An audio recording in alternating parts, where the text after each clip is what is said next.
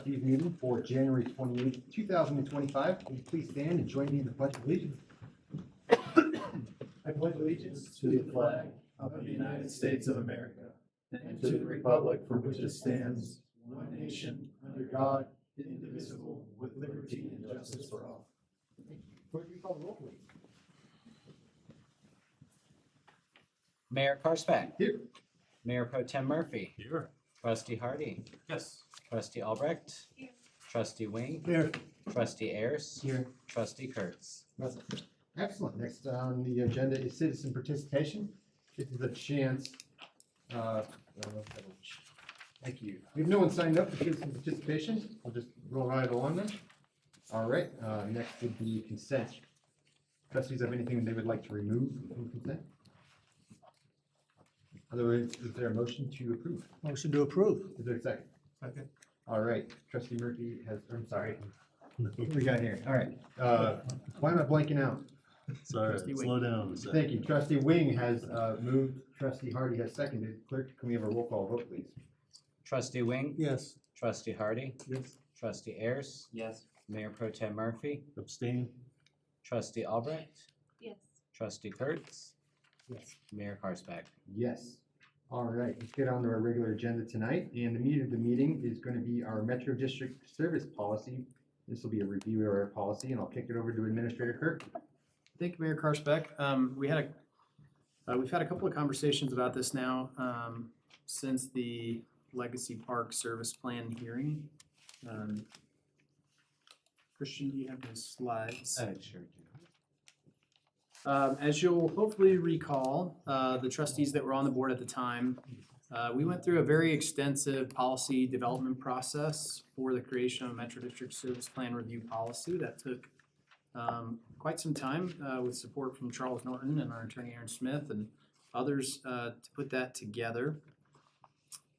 We adopted that policy back in 2023, and then the first Metro District Service Plan that was submitted under that policy was last year. That was the Legacy Park Metro District Service Plan for what was formerly known as the Ludlow Farms and what you approved their preliminary plat at your last board meeting.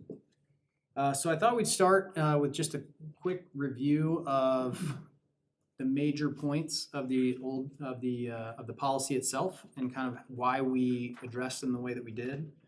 Thank you, Christian. Certainly. Let's see if I can make this move. So this is a lot of text. The policy is a lot more text, so I tried to summarize the major issues. I went back through several of our meetings, and these were, in general, the issues that were identified by the board and how we handled them.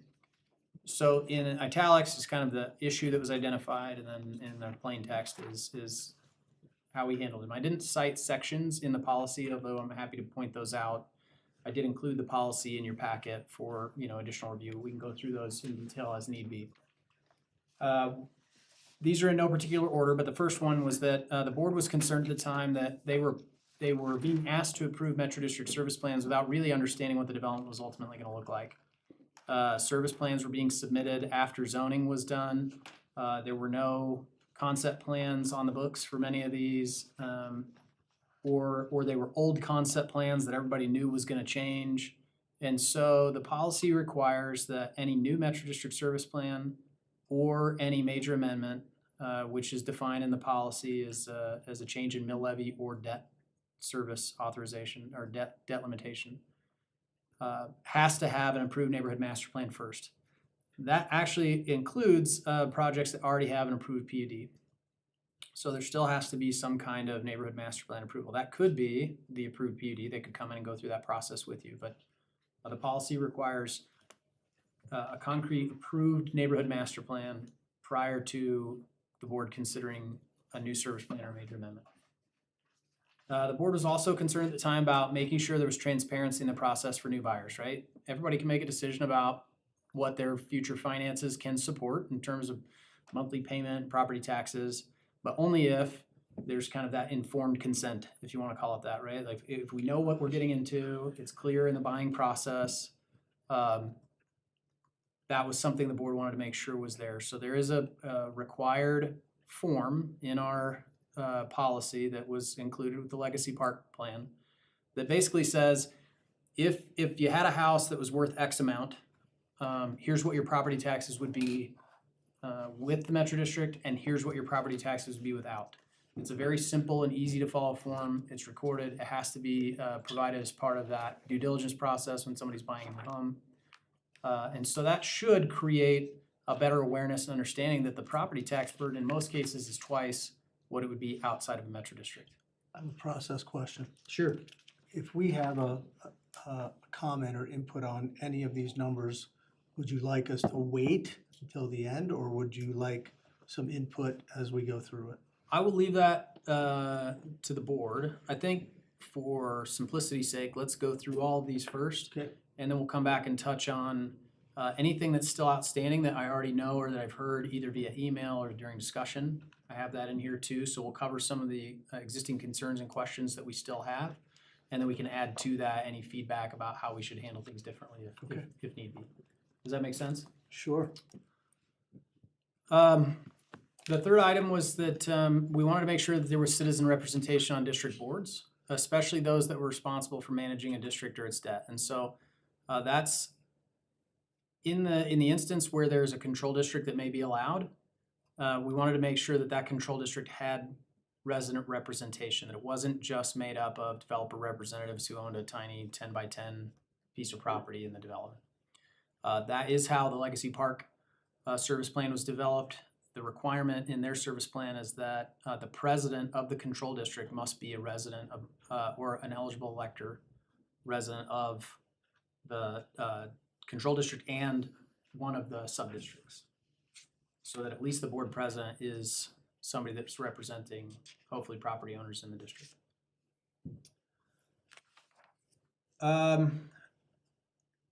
Number 4, limiting district formation only to developments that provide significant public benefits. That was a big part of our conversation at the time. We started with the Fort Collins model. Theirs is hyper prescriptive and in a lot of ways requires builders to deliver these public benefits when the builder is not the one issuing debt, is not the one utilizing the district for infrastructure or any of that stuff. And so we tried to take a little broader approach.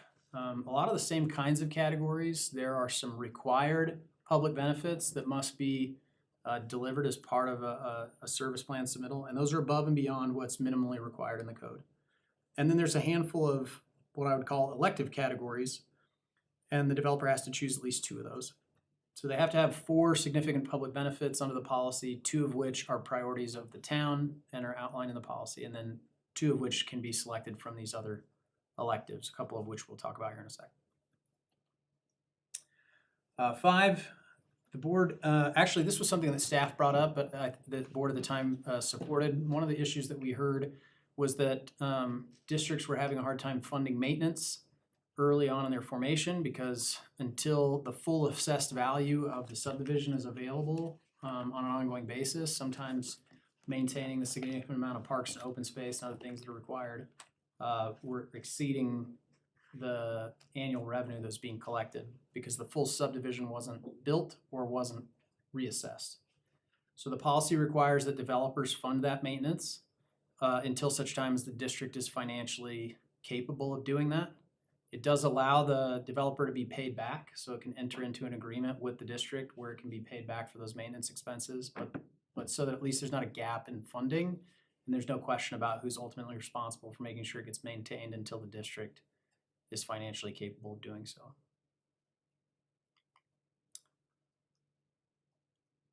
Number 6, encouraging that districts fund needed public safety facilities and infrastructure, or encouraging districts to fund needed public safety infrastructure. One of the public benefit requirements can be satisfied under the policy if the district provides land or facilities that support emergency response. So a fire station or land for a fire station or a police substation or something like that, then that could be considered one of the significant public benefits that the district might provide.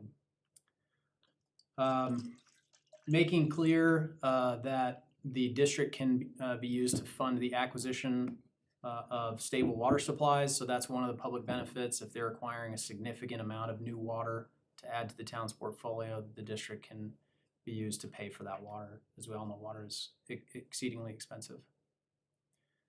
Number 8, limiting Metro District's continuance when development doesn't occur. So we did have situations where districts would be formed, but then the development never got built, or was a decade away before it got built, and things had changed, the policy had changed. We wanted to see things changed in the way that service plan was developed. So the policy says that if a development has not moved forward, essentially within a period of 5 more years from the time it was formed, that it can only continue with the vote of the town board. Otherwise, it has to be dissolved or amended.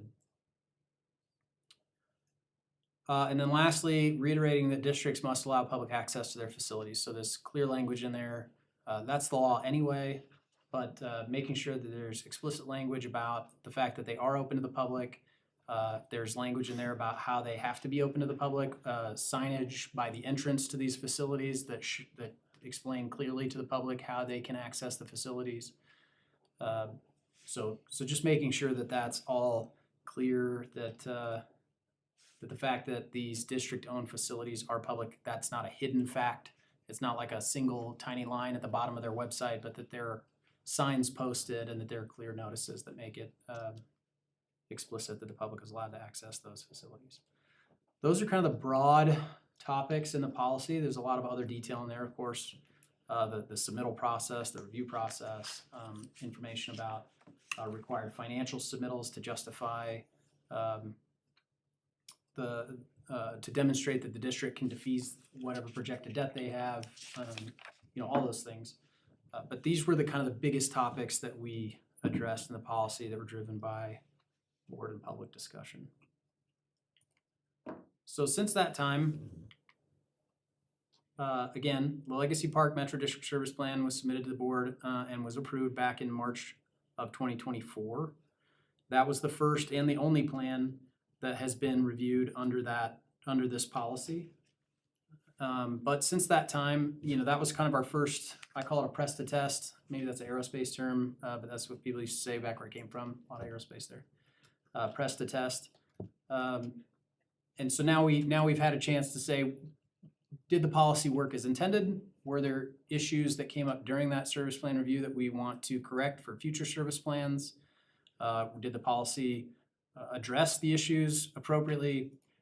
These are in general, the questions that were submitted by Trustee Hardy or concerns, and as well as some that we've just kind of heard broadly. And if we've missed any, that's certainly what we want to talk about tonight. What I don't think we're going to do tonight is solve any of these. My hope is that we can discuss, is this an appropriate list? Are these things that need to be addressed? And then what's not on this list that we feel like needs to still be addressed? And then we can come up with some solutions and bring that back to you at a future meeting, much like we did with the last process. We said, what are the problems we're trying to solve? Great, let's make sure we all understand what those are. Then we'll come back with solutions to those problems that you can say, yes, that's what we were shooting for, no, it's not. So in that vein, the concerns or questions that we've heard relate to the timing requirements for the construction of public amenities. We saw a lot of really beautiful amenities in the Legacy Park Metro District Service Plan, but it's a very large project, right? It's 320 acres. It's probably a 10-year minimum build out, probably 15. And so when do a lot of those public amenities get built? The question is whether or not that should be part of the Metro District Service Plan or whether or not that should be part of our development agreements. And I think that's something we can talk about. Number 2, the clarification of or strengthening of the public benefit requirements. So there was a lot of discussion during the Legacy Park hearing about smart growth and whether or not that truly addressed the sustainability requirements in the public benefits narrative. The district has submitted with Legacy Park, and we're not picking on them, they're already approved. We're not going back and changing that service plan, but using it as context for discussion. They would have met the public benefits narrative with the other items they submitted. They did more than the required 4. So they didn't really need that, but that was something that was important to them. And I think there was a lot of question, is what they're describing, is what they're planning really meeting our sustainability goals, or did we have something else in mind? So we could talk about that a little bit. Number 3, the ability to offer metro districts on a sliding scale. Can we create some fair system that says, you can have X amount of mill levy if you do these things, and you can have a lower or a higher mill levy if you do some different set of things. I think that would be challenging to establish, but that's certainly a question that we can consider and discuss. Number 4, mill levies to be justified by a transparent financial pro forma. I worded it that way because I think that was the question. The financial information that is submitted as part of a service plan is intended to demonstrate that the district can pay its debt. And so what you basically see are these, you have a list of all the expenses that are expected to be paid for with the district. And then you have the development plan. We've got, for round numbers, we've got 1,000 homes that are going to be built. We think they're going to be an average of X assessed value. That's going to create a certain amount of tax revenue. That's going to happen in chunks. We're going to sell 100 the first year and 200 the second year and 250 the third year, or whatever, right? They kind of break down how they expect the development to move forward and when the monies are available. And then that justifies the debt that they're then ultimately going to be allowed to issue. And underwriters have to review all that. And, as you can imagine, there's very complicated financial processes that have to happen. But that isn't what I think I've heard, which is, does the district need to be formed to make this project financially viable? Those are two different questions. That's a very tough question to answer, I think, in most cases. But again, I think that's the question that's being asked, and whether or not we can do that is something that we can discuss and consider. Number 5, collection of a portion of the mill levy by the town in order to fund affordable housing, infrastructure, schools, or something else. Public safety, maintenance. Mead, in the Turion service plan that they approved, required an additional 3 mills, I think. I think the email that Trustee Hardy sent said 5, but I think it's 3, but I could be wrong. In either case, whether it's 3 or 5 mills, there's actually a portion of the mill levy that the district collects that will be remitted back to the town via their intergovernmental agreement. Yeah, 3. That was unique to me. I hadn't seen that. It's not to say that it couldn't be done, but that the town was taking an opportunity to collect a portion of that mill levy to fund other services that the district will not provide. So is that something we want to do or add into the policy? Our policy does not require that. Number 6, approval of large districts in phases rather than all at once. That's a question we'll really want to dig into, I think, practically speaking, whether or not. We kind of already addressed that with the 5-year stagnant, if it goes 5 years and we haven't done anything. I think that's true. And in a lot of cases, districts will be formed with their initial districts and then what they call future inclusion areas. And that is kind of a phasing, where those are not part of the district until there's some formal action to make them part, but they're identified early on as a future inclusion area. So a lot of it depends on the nature of the project. If it's a 160 acre, 500 lot subdivision, that's probably not worthy of being phased. If it's a, square mile development with, 2,000 houses, that might be a different conversation. And so a lot of those are kind of unique to each project. So I don't know if that's something we want to address in a policy or not, but it's definitely a reasonable question. And I do think, as Trustee Hardy pointed out, we've addressed some of the concerns with that already. And then lastly, are there any ongoing concerns regarding control districts? Again, the policy is written, basically says you can't do them unless there's some specific justification the board approves, or unless the district structure is set up in such a way that there's resident representation on the control district, which I think is appropriate and is a good solution. We'll see how practically that gets implemented. I hate to be, the jaded town administrator, but I could find a few loopholes to that, to manipulate that, but I would hope and expect that wouldn't be the case. But, yeah. So that's, those are kind of the issues, that I've heard. If there are others that we need to identify or address, or if there's some on this list that we feel like, hey, you know what, we actually have kind of dealt with this, we don't need to mess with it. I'd like to have that conversation tonight so that we can create that list. Again, we're not gonna solve those problems tonight. Let's create the list of problems that we want to try to solve, and then we'll come back as staff at a future meeting with proposed solutions that you can consider and see if those address these issues adequately. Does that make sense? Great. Very good.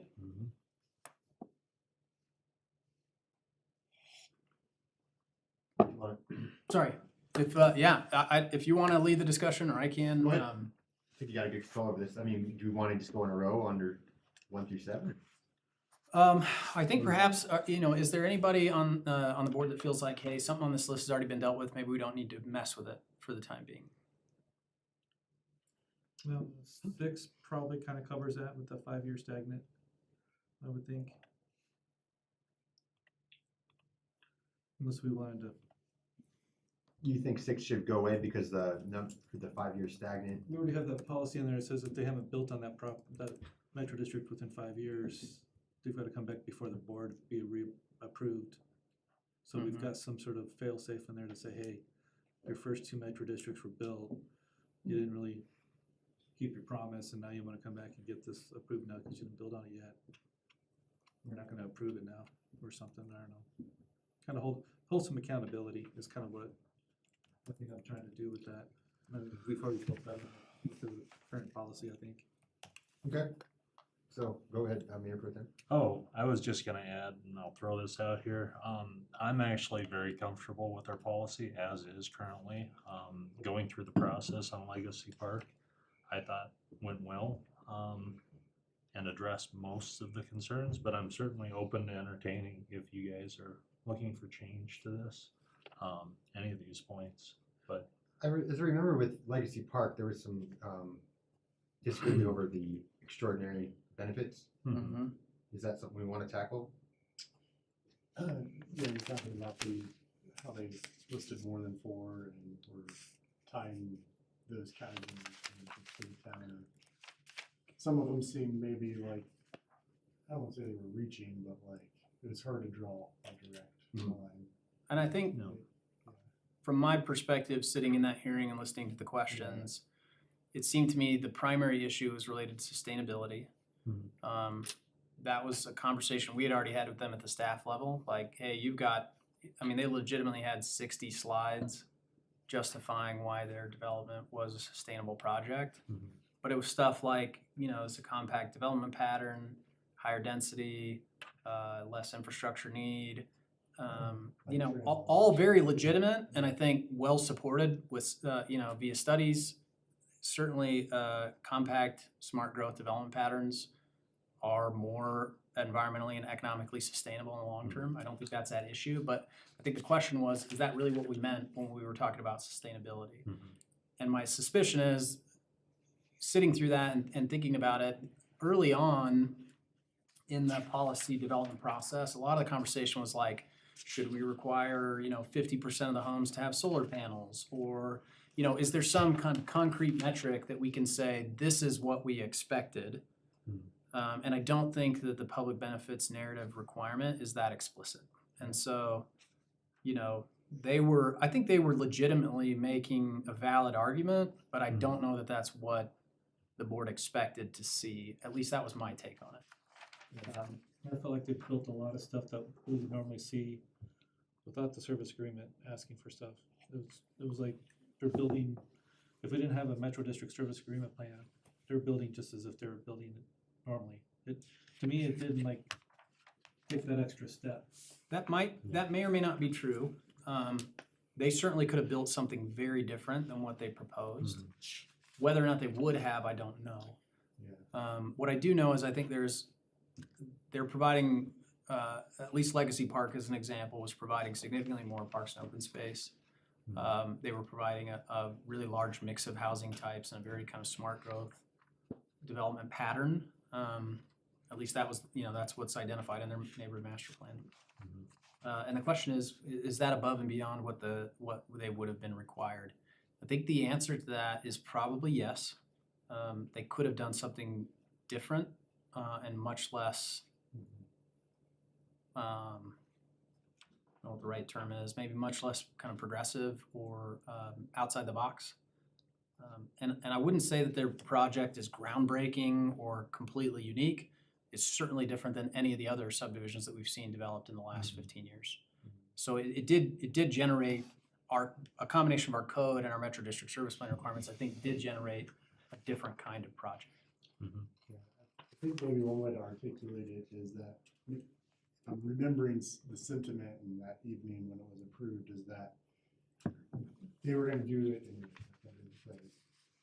So is it, and they may be doing it anyways because of market conditions or the type of product that they wanna sell or the type of neighborhood that they wanna sell. So maybe what we're talking about is, so they identified from their perspective, which I'm sure was a win-win. Like, we're gonna do this because it helps us meet the service plan requirements. We're also gonna do it because we think it's a better product at the end of the day. And if it's a win-win situation, is that extraordinary?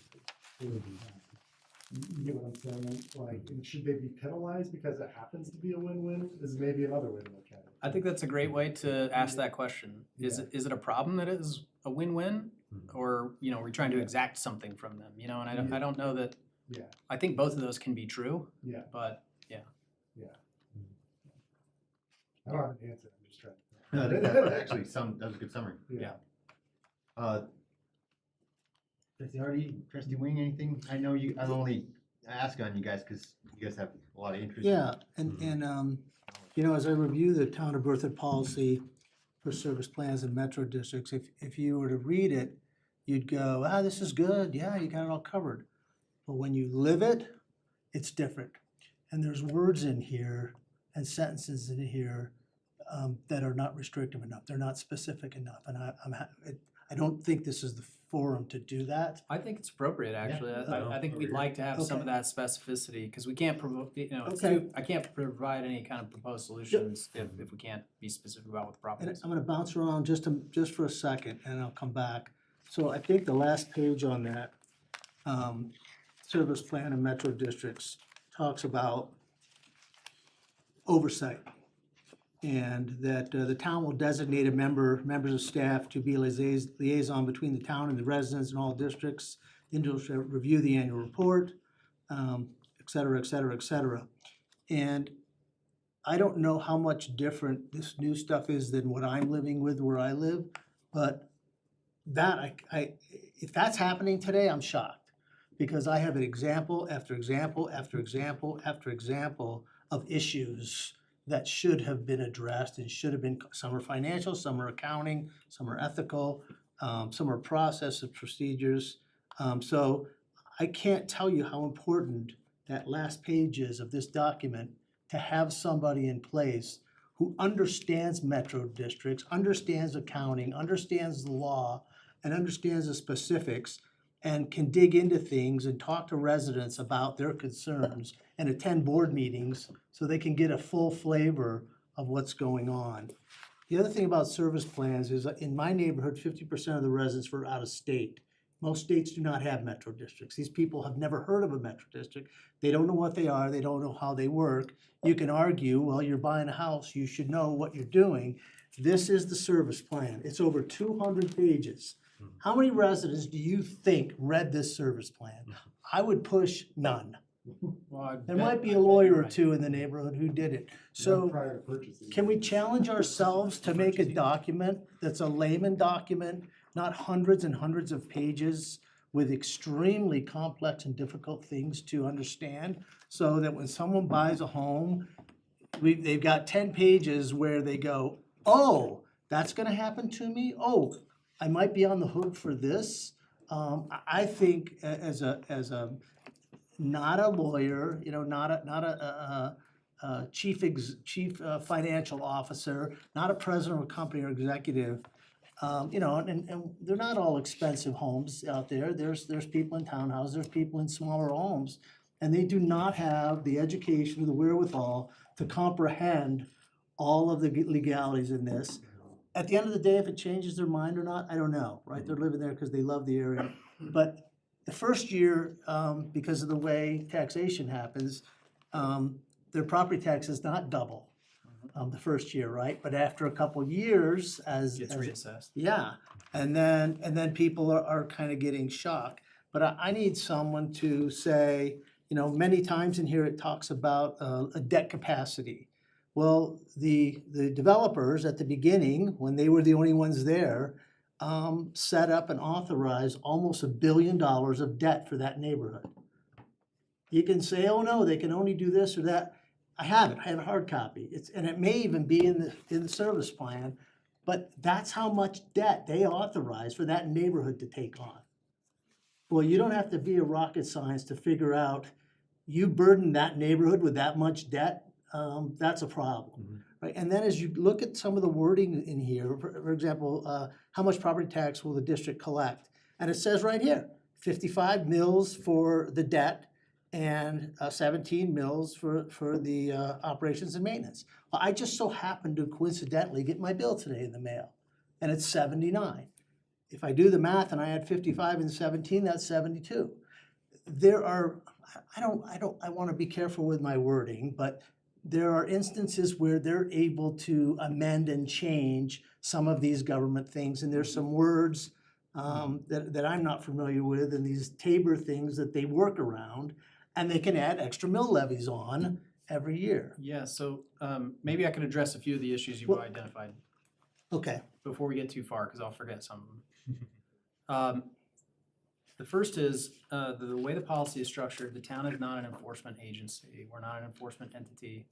The district residents, because these are separate governmental entities, the town's primary responsibility under the state statute is to approve the formation of the district, but not to enforce, not to act as the enforcement arm to ensure that everything is being done perfectly. okay. In much the same way that the county doesn't tackle enforcement of town codes and town policies. So this, and this so- says, shall evaluate compliance of the districts. That sounds like this person working for the town will evaluate compliance of the districts. Yep. Compliance to me is, are you following what you said you would do? I Is that think a what- misinterpretation? I think what the expectation is not to be a proactive enforcement agency, but to be a liaison to district residents who have questions or concerns, to take those, to review as appropriate, but not to necessarily take enforcement action. And I'll let Attorney Smith maybe talk about that as appropriate, but I don't think the town is going to sue the metro districts as an enforcement agency. Now, we do have intergovernmental agreements that exist between our two entities, and that may give us some recourse to deal with issues that we identify. But also for clarity, this policy doesn't affect any district that was formed prior to Legacy Park. So this policy only affects future districts. Now, whether or not the town wants to take a very proactive enforcement role with existing districts, that's a different question. Maybe not related to the policy directly, but certainly indirectly related. So, that's something we could talk about. And I don't know what existed before this, so There was no this, policy. this other talks than state about statute. annual review. I don't know if that was in place before. Not in the same way. Those districts do submit annual reports to the town. That's a statutory requirement. And do they submit amendments? If an amendment to a service plan is proposed that statute requires comes to the board, then yes, absolutely. So would it Heron be, Lakes has previously come to the town board with an amendment that was reviewed and approved. wouldn't be the service plan, it would be the budget. But when I read this, it says annual. We do not review and approve their annual budgets in any way, shape, or form. It doesn't say to approve their budgets, but what it does say, it talks about oversight, it talks about annual financial reports, which to me is a budget. And, when an $80 million payout to the developers is made on an amendment from a couple of years ago, and the residents that are on the board aren't allowed to vote on it, I would think a person like this would say, hey, we might want to look into that. Possibly. And there are a number of things in here that say, hey, they have to do this for taxes and mill levies, but there can be an exception. But you can get out of this. And I think that needs to be tightened up and either more specific, not that just you can go on and keep raising. And sometimes it could be mismanagement. It could have been overspending. So the way I understand it, they cannot change the mill levy unless the assessment rate changes at the state level. So what's happening is the state changes the assessment rate. It goes from maybe 6.9% to 6.2%, right? And the district has a right to then adjust the mill levy to make sure that their revenue doesn't decrease. They do not have the right to just arbitrarily increase the mill levies to gather more revenue. So what they're doing is offsetting changes in the assessment rate at the state level. At least that's the way I understand it's supposed to work. Is that correct, Attorney Smith? That's right. So you'd still be paying the same amount, but no more. That's the expectation. Now, your property has been reassessed at the same time, so now your value's gone up. That's right. Your assessment rate's come down, but the mill levy has gone up with the intention that the revenue for the district doesn't decline as a result of state changing the assessment rate. And that's so that they can continue to fund debt service, right? They've made financial obligations, they have to pay those bills. And so that the state allows for that change in mill levy to address assessment rate changes that the state makes. So if the state somehow does some cost reduction and figures out how to lower mill levies, essentially what you're saying is the Metro District can just say, hey, we're gonna make up the difference and raise your mill levy because the state lowered it? I mean, it sounds like that's what you're saying. Yeah, for all intents and purposes. Now, again, practically speaking, that shouldn't dramatically change one way or the other for, for the resident. Now, the mill levy number might change, but the intention is that the revenue, for all intents and purposes, doesn't decline as a result of that assessment change. Does that make sense? Yeah. Yeah. So that's why those mill levies can be higher than their max, what's identified as the max, because it allows for those mill levies to change when the state drops the assessment rate. And that has happened consistently over the last many years because property values are skyrocketing.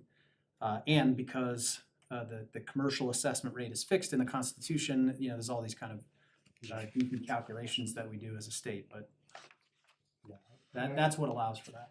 Yeah, I was just saying out of perspective of another way a Metro District would handle it. I think they're gonna do it regardless if I missed, for example, a Metro District on the south side of town. They, because of these laws and the way that they're written, they were gonna have lower revenue, so they opted to just add a fee to everybody. And it's basically non-negotiable, or it is non-negotiable. It's just instead of it being tied to a change in milling going through that process, they just add a fee to say you have to do that. Well, this kind of But- addresses operations and maintenance obligations, and talks about fees in here as well, but that seems to be capped as well. So you're saying on top of the debt payback, on top of the maintenance, on top of all the other fees, they just add on another fee?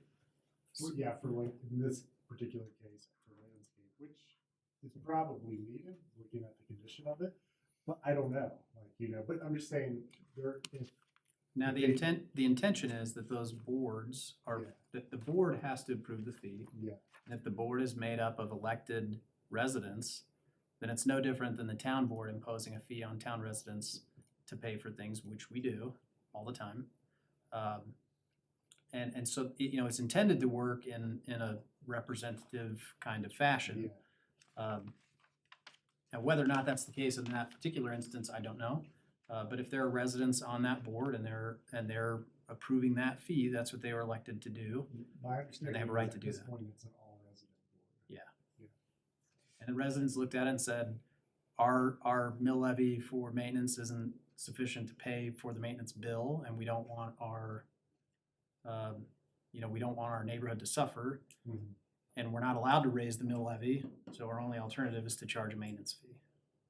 So the other, But specifically in the letter, the justification were these kind of tapered or these constraints at the state level. Yeah.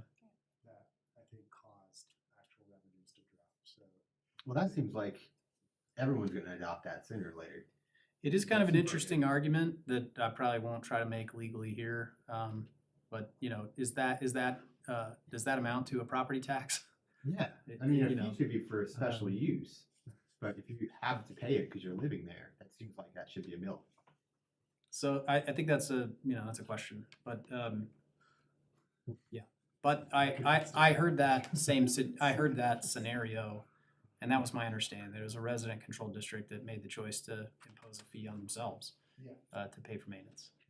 So this other document is a resolution, and it also calls out annual review, and it talks about annually, getting an annual report, reviewing the accounting, reviewing the expenses, reviewing the financial plan, auditing the financial reports. So we've called it out twice now, and I thought I heard you say there's nothing behind this. We're not really gonna do all this stuff that's called out very specifically to me, that we will be auditing these metro districts. We will be going through their financials. That's what it's saying. Okay, I can understand that interpretation. I don't think that was the intention. I don't think that the town was intending to serve as an auditor to metro districts. I think the intent was that the districts would submit reports, that they would be reviewed, that they would appear to be complete, and, but that we weren't doing, detailed, we don't have auditors, unless we pay auditors to go and audit these metro districts. But the districts are required under law to audit themselves. And so, and they should be hiring third-party auditors who are qualified and who have the appropriate ability to audit those financial statements. And so, So this document calls out a dedicated person. Are you saying that it is not going to exist or does not exist? I am the dedicated Metro District liaison for the town. You are. I am. So, But I do not audit. with my the financial experience on statements of all the Metro stuff that District. I've dealt with, I think it's warranted. I think that we need more oversight because they choose who their auditors are. I'm not speaking out of school right now. The developers will tell you, our accounting was all jacked up. Our funds got commingled. I'm not telling you something I dug up. I'm telling you the developers, the main dudes, are saying this openly. So if that doesn't show us that there is a very powerful need for us to get involved and protect the residents in these neighborhoods, I don't know what does. And you've called it out here. Somebody thought it was important enough to put in these two documents that we would be doing that. Okay, If I might just add to that, Trustee Wing, I completely agree. And that's been one of my concerns from the beginning is we have concerns and questions coming from citizens, but we have no one in town who's able to be that true liaison that's looking into the facts and then also helping them understand their role and what they could do to be involved. And so, I mean, we're giving them the high level information, but I've always wanted that additional person in town because of how many metro districts we are bringing online to represent the people to the metro district and help them be that liaison for looking at audits and seeing like what are you seeing that is being missed and how can we better represent you and have those conversations with the metro district. Even if you can't, if there's not much penalty we can do, there should be at some point some type of consequence if we see an issue that's illegal or is causing enough citizens to come forward, which we've had since the beginning. So I completely agree with you that this issue is, if our town is gonna be endorsing metro districts, I think we need to have somebody who's protecting the people that are saying there are issues going on and these fees are skyrocketing and we didn't know. And when we drafted this policy, we talked about making sure people know what's gonna happen and what a metro district is. I pictured like a neon printout in their closing table that they have to read and understand before they can sign anything.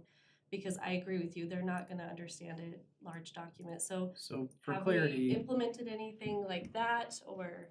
the policy that the board approved includes a summary document that explains, it's in the IGA, so that was included in your packet as well. It's an exhibit to the IGA. It's required of all new metro district service plans. It's a simplified breakdown. It's done in a question and answer format. It says things like, let me pull this back up here. It says, what does the district do? And it says, you live in this district, it was organized this way, here's what they do, here's why they exist. How much property tax will the district collect to construct improvements? It explains all of that. What are the advantages of metro districts providing public improvements? How can I be assured the district won't issue too many bonds and create unreasonable mill levies? Who bears the risk that the community might not develop? what might my tax bill look like? Where can I get additional information regarding the district? It's about a 5-page summary of the district, its structure, its mill levies, its debt, that is required to be provided as part of the sale process. So that is already developed in the IGA that the board approved as part of the policy. 3.5 pages. 3.5 pages. The other thing that's in here is it says, property owners or residents. Well, guess what? Developers are property owners and residents. That's true. So they're on the boards, and they're on the boards on districts that there are no houses on. There's no houses on the 17th fairway That's true. or the 3rd green or the tee box. There are no houses inside the clubhouse, but those are the operating districts. There are no residents on this little tiny pinpoint of districts no bigger than this room, 9 of them, with nothing associated with them except the developer having voting rights and being the people on those boards. So I Which don't, is kind of this is kind of the overriding issue, right? Because through those. big one, That's what gets them. taxation without representation, yeah, it's pretty big. Right, but not Legacy Park. That's. Right, right, and that's what I'm saying, you know, reading some of this new stuff, there's sentences in there where you've written a sentence and it sounds good, because it sounds like you're talking about a non-developer resident, you're not. And that's where we need to call that out. I think we need to get very specific that we need non-developers on these boards. Because the developers are dominating, out of 17 districts, 15 of them are nothing but developers. I think that the state statute defines who an eligible elector is in a district. And whether or not there's a house on it, whether or not somebody lives there, if you bought a lot in the district, but you didn't build a house there, then you would still be an eligible elector as a property owner. And so the developer, they may create a lot that's 10 by 10 that they own, that gives them some ability to serve as an elector. Yep. or elected representative. They could just as easily keep a single family residential lot. But there's And no other so- houses on there, so no one else can be elected. It can, only people who could, and they don't even have to.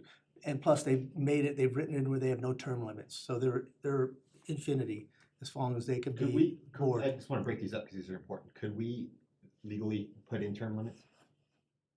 You can't. Probably not. No, okay. Could we somehow adjust these districts so you can't have these kind of small districts that seem to me to the point of giving them the ability to override others? Yeah, we've done that Okay. in our going forward. Right. Right. There's no way to affect those prior to Correct. this service plan. Here's another one where you say, you know, essentially this times out after 40 years, but you can do another bond 5 years later. You can do another bond 10 years later. So now you've extended 40 years to 50 or more. So again, I think, and that means that you could have a district with no residences on it for 50 years that controls everything, that has the developers as the only board members in that district. That is true in the prior districts. So you think, Under the new policy, I don't believe that is how those districts will be structured. okay, I think that's what this policy was intended to address. And even new law, because in Yeah. 2024, the legislature passed a requirement that the debt limit be stated in the service plan, which is why it's in the Legacy Park service plan. There is a limit on debt. there is a couple, 2 or 3 times in here, it says, you know, here's the intendedness of this particular policy or this ruling. And then the last thing is, except there can be exceptions. As it's- approved by the town board. Okay, I'm They not, don't get to make I'm not sure that wording's exceptions, in here, but, but it is because the town board approves the service plan. So if that service plan does not address the issues identified here, or if the developer or the proponent of the district doesn't make a significant justification that the board agrees with, the board denies the service plan submittal. and do you foresee that, you just said, we're not really looking into a lot of the details, but do you foresee that coming in front of the board, those type of things? Who's not looking into a lot of the You were details? just saying that we don't have a person who's dedicated, We absolutely have a person that's dedicated, you, not as when we're talking about service district formation, service plan formation, Aaron is reviewing those for consistency with our policy in terms of form and all the required documentation, all of that. We at the staff level are reviewing those in detail, including their financial assumptions and other things to ensure that they're addressing the requirements of the service plan policy. You as a board are reviewing those in detail with us and the developer in a public meeting, and then deciding whether or not you want to vote yes on that. The board denied a service plan modification for Turion because they did not believe it was in the best interest of the district to be served in the future. They were asking for a major increase in their debt limitation, and the board said no, based on a detailed review of their service plan. And so, yes, we do review those in detail. What we do not do is audit those districts that are already in existence. If the board would like us to, we can hire auditing firms and have another, assuming that we have the legal authority to do that, so we need to confirm with Aaron, and we need to make sure that's what we are allowed to do. I don't know that that's what we intended. I think that the intent of the policy was that we would be receiving those reports, that we'd be looking at them for completeness, that we would, be making sure that in general that it appeared that the districts were operating the way that they were. We do not have a Metro District Enforcement Division. If the board would like us to form one, we certainly can. If you want us to hire a Metro District Enforcement Attorney, perhaps we could do that. But that is not what we do And we currently. could have a modified thing where it's not all in, but especially if we hear that perhaps a given district needs a little more oversight, we could say every 3 years, we're gonna go in and do really take a look at the whole operation. Yeah.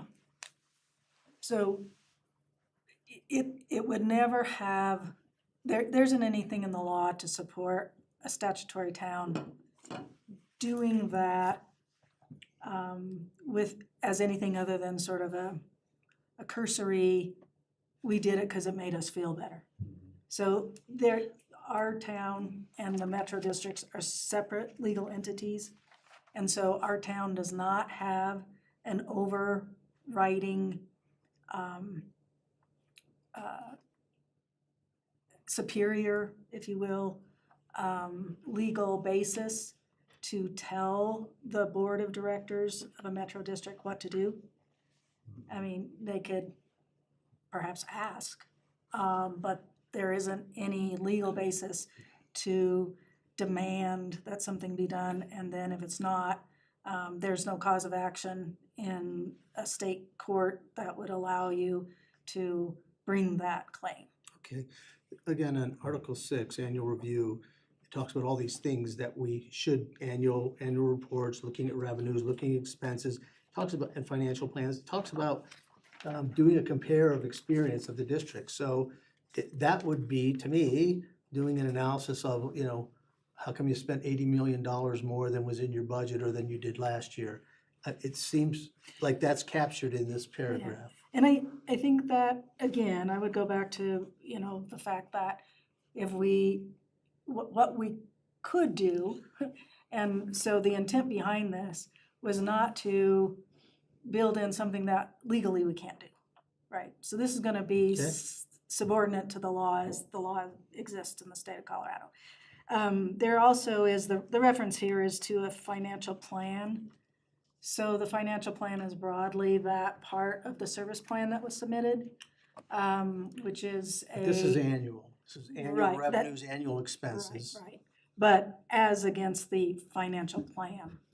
So, so I don't know that, because it's the assumption set forth in this financial plan, which is kind of the notion that this is how much debt there's gonna be. This is the years that we're gonna issue the debt. These are our projected best guesses for assessed value to pay back that debt. And I think that's the sort of thing where you can say to them, how are you tracking with that? Okay. I mean, that's I think the extent of what the town could do is how are you tracking with that? It's very much the same reason, I think, why the state's legislature in 2023, or it was 2024, imposed a requirement that every district have an annual meeting, and that every metro district has to have an annual meeting. There's a laundry list of things that they have to present during those annual meetings. And, I think that is supposed to address, some of these concerns. Because otherwise, you have a district that might not even meet monthly. Some of them don't meet in any regular fashion. sure. And so, that annual requirement was imposed for metro districts. Yeah, and again, I'm just reading the words, and it says annually, and it says annual report, Mhm. and it says for the purpose of auditing the financial reports, if they're annual reports, I don't think there's annual reports in the service plan. Anyhow, I was very pleased to see that we had a person dedicated to overseeing, oversight, and looking into all this, but it sounds like I may have misinterpreted. We do not have a dedicated employee that this is all they do.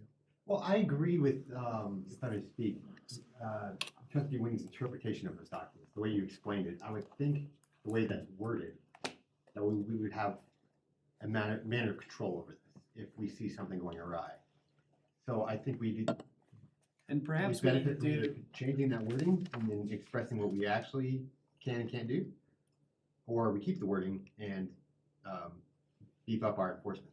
Because if something does go awry, it looks like in those documents that we would be taking action somehow. Aaron, a quick legal question on that. I don't think we've ever asked, could we deny a future application from a developer who has not followed the IGA for a previous metro district policy? Would those be legal grounds for denial because the first time didn't pan out the way as the policy had said? I think that would be not within the town's authority under state law. Because I think that would be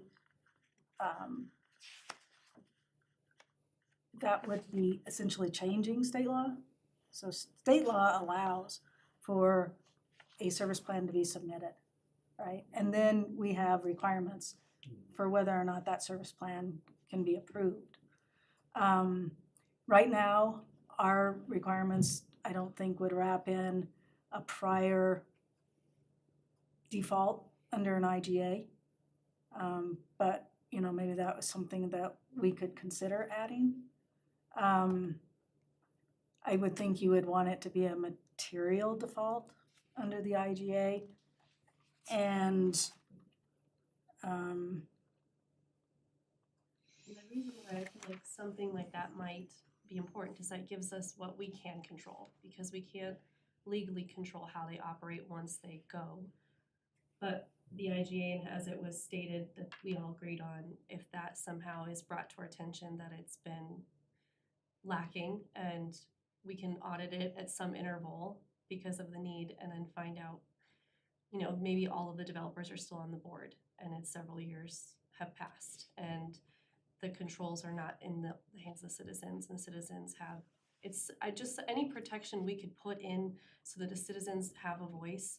Because I just think if I'm in that position, I have a house in there, and let's say it's gone awry and I have no one representing me, and I'm not an attorney, and I'd have to get an attorney and fight a huge developer for any type of rights, or sell my house, and maybe I can't sell my house.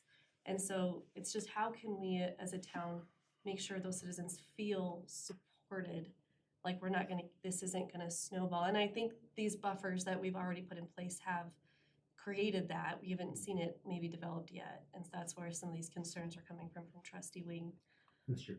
But I would like to see something we can tangibly do and put in writing so that it's not retaliative. It's in writing that says if certain standards aren't met, we will deny future applications with the same developers.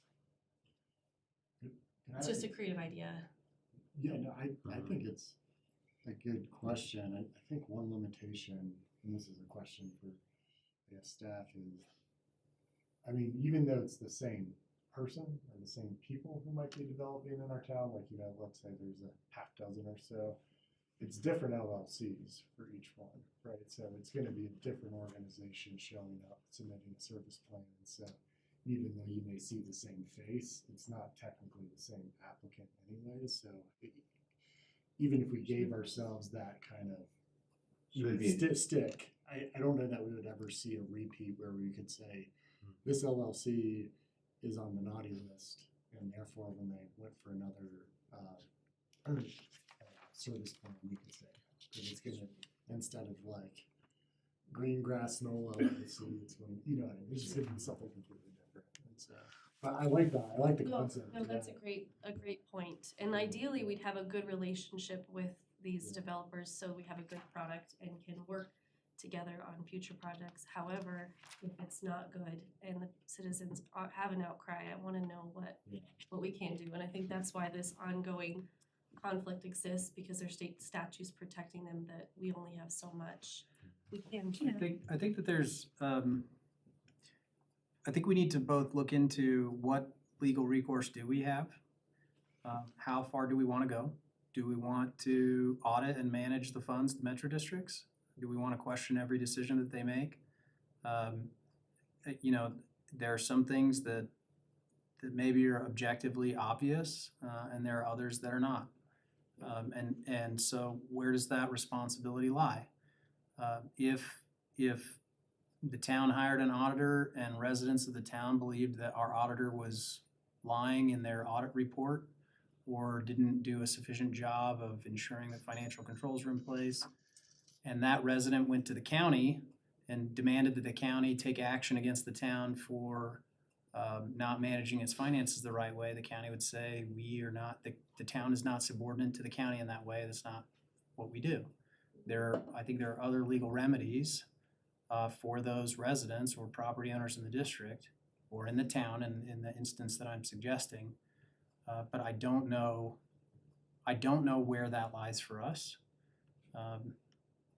This could be, I think it is. I think it's something that we can certainly look into and see What level of what level of enforcement action can we take as a town? Because if there isn't a lot of enforcement action to take, then us doing comprehensive financial audits annually of every district in town is probably not a useful expense of taxpayer funds. Sure, I think there's, And- there could be a middle ground here. You don't have to hire someone, but we have someone like Trustee Winier, for example, a very informed person coming to you saying, we might have an issue. Then we could look into something kind of like a complaint-based thing. That's what I was thinking, is having someone that would field the complaints. Like maybe when a certain percentage of a district or residents come with an issue, then that would maybe be a trigger point of now we can audit. But I wouldn't suggest spending a lot of taxpayer dollars on Yeah. regular audits. Or like a board, you have board president, right? I think that's appropriate. Send your chair up if you have an issue or something. But maybe there could be, like, under 5, we have collect a portion of the mill, maybe the town could collect something in like escrow. And then in the event there is an issue, there would be a process for disbursement of those funds to a board of the metro district to pay for their own enforcement, for their own attorney. And because that. Just I mean, remember, that- that's not the developer, right? That's gonna be the residents. Yeah, yeah, All of yeah, these yeah, things, yeah. like the other town having 3 things to pay for schools and other stuff, it's not the developer. It's the residents, just like the gentleman who presented to us, he says, I'm not gonna make money until I get to this phase.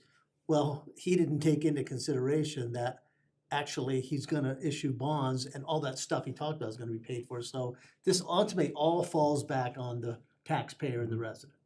It absolutely does. So here's one more thing, if we can think about this. So one of the slides in here talked about if there's not enough funding initially, maybe it's because there's not enough homes built out, the developer will take care of a shortfall, right? Well, trust me, they're not doing that out of the goodness of their heart. There's a meter running. And every year there's a deficit in the budget. Somebody's paying for that, and the somebody is the developer. And I believe there's, like I have said to our people very recently, what do we owe you? What are we in debt to you for all this stuff you've been doing that's never been disclosed, zero transparency, we don't know what it is. What do we owe you? How many millions or tens of millions? What is it? So I wonder if that should find its way into this document that they have to disclose when they, because that's what this refunding is, and there's another word that's used in this document, that essentially going into decades and decades and decades out, and there's interest on it. I'm not sure who controls the interest rate. But right now, that's how it exists, and you don't know what the debt is. And I'm gonna add one more caveat that's in that same thing is the cost of the golf course evidently is being paid back by the Metro District. And they lease the golf course, and then every penny of that lease goes to pay off what it cost for the golf course. What is that? Is it 500,000? Is it 50 million? Do you guys know? I don't. I don't know off the top of my head. No, It should all be transparent and public. Exactly. And so that's the kind of stuff, again, as I saw, hey, we're gonna have someone looking into all this, I'm like, amen. Because it's so complex and there's so many things out there. And none of this has been disclosed at annual board meetings. It just hasn't so and I think transparency is embedded in this. But I don't think that can just be a sentence on a PowerPoint. I think it needs to manifest itself into some action to where we are somehow enforcing transparency on all of this stuff that sits out there that people don't know. Another thing is there a reconciliation to the charge for when these developments done? Does a 15 Blue Spruce cost $8,000 or does it cost $80? In that same vein. Like you're saying, maybe some of these line items might be bloated a little bit, or I'm just saying what's, in the Who put business it world, back you in wanna there? check and balance. Yeah. What is it? Where is it? Who does it? Is the city involved in that at all? Because that's gonna all add up to debt. And no, the answer to that question is no, we are not involved in how much trees cost or how much sidewalk costs. And that that, might be another Cause I- thing to make it occur, because and I that may think- require market. Cause I was told you, what I think what we're talking about, and I think this is an absolutely reasonable conversation, so I don't mean to be, I'm not trying to be argumentative, I'm not trying to disagree. I think the concerns that you're raising are legitimate. What we're talking about is managing the Metro District. I think that's what you're suggesting. When we're ensuring that costs for every bidded item, that every agreement that is signed is appropriate, we're talking about a very detailed level of oversight and authority over these districts. And so I think that's a question that I think this board needs to answer. It's not something we can't do. I don't, again, I think we need to confirm what our recourse is, what legal authority do we have. But if we have the full legal authority to go through and check every expense and every interest rate charged and all those things, then I think we can. And I think there are some of those things that are addressed in this current policy for future districts. Whether or not that applies to prior districts is a different conversation, of course. And so I think there's two things we're talking about tonight.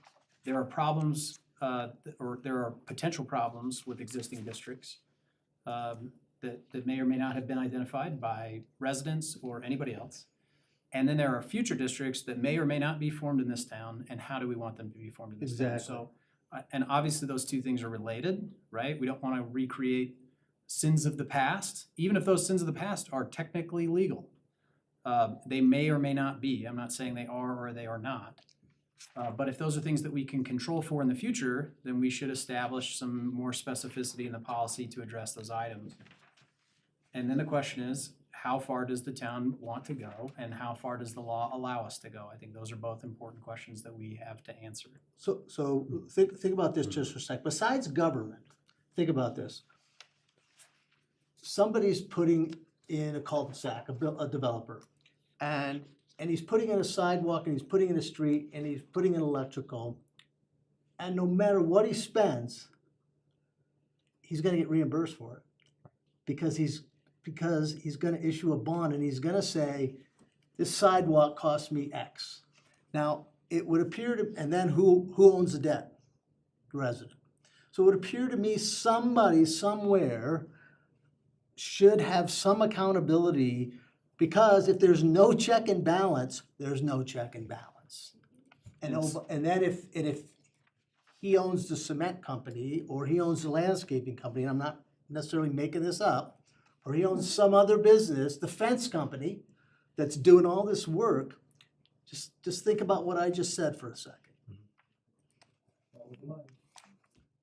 Yeah, So it can goes we, back to- is there all of something that we is can true. do in these documents that we're creating for future metro districts?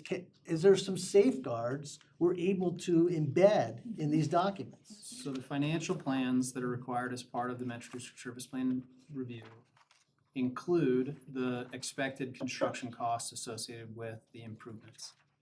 Our engineering team reviews those and says whether or not they feel like they are reasonable. That then kind of sets the terms for saying, here's what we think needs to be issued in terms of future debt in order to pay for these improvements that are being constructed.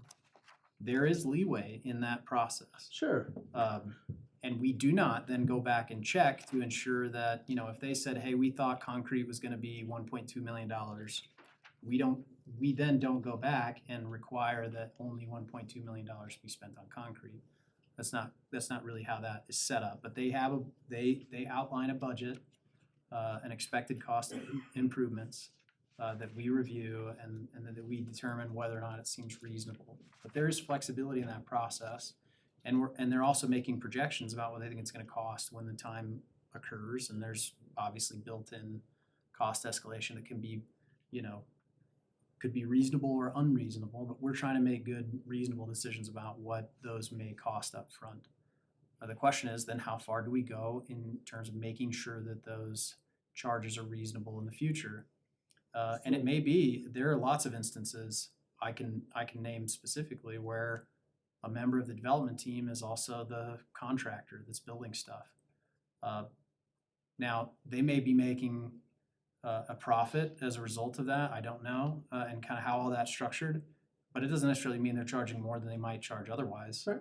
They might be, you know, I don't know that we know that answer. Because we don't require metro districts to do a bid process or anything like that. We actually do. The policy requires them to do public bids for improvements.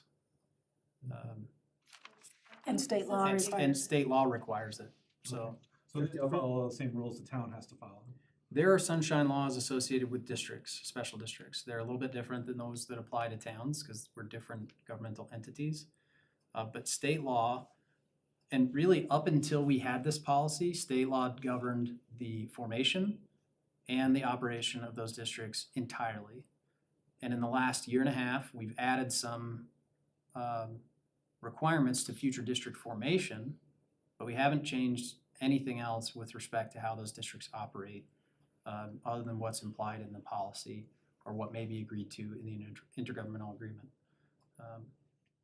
So again, state law governs the formation and the operation of metro districts. Where the town comes in is the approval of the service plan. And that, up until a year and a half ago, was purely based on state statute. And we've added some extra requirements to try and clean some things up. The state actually cleaned a lot of these up in parallel with our policy process under statute. And some of those are reflected just as, you know, our policy mirrors some of those state law changes. But that is how the situation is governed. So real quick, I'm sorry, trustee Wing. No. I think trustee Kurtz brought up a really great idea that I think could be an elegant solution. And I know the mill levies are gonna impact the residents, not the developer. But I do think having a dedicated mill go to the town that funds an attorney that advises these boards if they have questions or concerns, that to me would be an appropriate solution. That way, we're not playing middleman. We're hiring somebody that works with them directly that just is functioning as that legal advisor to them, like the Brett Wings on the boards who need to know, is this legal, this financial report, and that attorney can advise. And perhaps if a metro district does so great that they don't need to utilize those funds, could we reimburse those funds back to the citizens at the end of a cycle? I don't know if you refund mill levy funds, but if we could, because they didn't need it and it was an excellent service district, that would be great. But I do think that would serve the citizens of those districts to have legal representation in those situations, or a financial advisor that they can go to. That's not us. That's kind of my intent for doing that 3 or 5 mills suggestion, is that I kind of feel like metro districts are becoming a liability in the sense that it's costing us money. And there's been stories on the news lately talking about how all these cities are approving metro districts and how they're causing financial burdens onto towns because of how they're set up. So, So so if we- couldn't we just create a fund that would help Yeah. us If we could do financially that, support and monitor, because I'd imagine if that fund would go to, our general counsel, Attorney Smith, and then you would either put that to a special district or decide that yourself. So one way or the other, it would be us. the 3 mills It would wouldn't be a be, neutral third. Well, and that way doesn't burden our existing tax base Right, I see what you're with saying. that cost, right? It would be self-included in living in that. See, and I would feel the opposite on that. I would rather us not be involved with taking our piece of the pie out of any metro agreement. Yeah, I originally felt that if we were just kind of using that elsewhere, I kind of felt like, well, then we're just extracting stuff from future residents and that's gonna make them less happy when they figure it out. But if there is a way to have, It's for their protection. yeah, and they understand that, that might be different. And if we can even do that, and if that makes sense. I question if there's actually, any benefit to us being involved with that if we have no enforcement mechanism after that. Right, that's, I think we gotta clarify is what is our limit on enforcement? But it does give us, in my opinion, a bad name, and it hits us on Facebook, why the heck did you improve this, we have these issues and now you can't do anything about it? It's like, I do feel bad. We saw that chain on Facebook the other day, Oh, right? it's They like started every- getting into metro districts and off it went, yeah. I think it transfers the enforcement to the board, it just funds the enforcement, so the town isn't the enforcer. It goes to the residents, residents who are representing the community and taxpayers on the boards. It gives them a resource. the metro district victims assistance fund. You know, and I don't want to give the impression that every builder is doing something wrong or trying to exploit things, because I don't believe that's truly the case. Sure. But I think where there are instances of that it's incumbent on us. Like, here's another comment in this thing, it says about the public having access to these public improvements, right? Well, I challenge you to get a tea time on a Saturday or Sunday morning. Yes, and that's been an issue in the It's past. not happening. The disclosure also, so we're kind of changing topics here, but that's with the amenities. I think it should be clear that they have the notice that this is a public amenity, but I thought it had a requirement to, like, contact, like, Mhm. that we know how to get access to that public amenity. So There's- if I walked into Vantage, There's specific language in the policy, I'll pull it up here, but that the board, this was a significant topic of conversation during the policy development process, with the idea that there would be a notice. I'm just skimming through the policy here. Posted near the entry of the facility. it tells you the contact In a information, prominent like place. how to pay, essentially. Yeah, That's good. And that was the intent.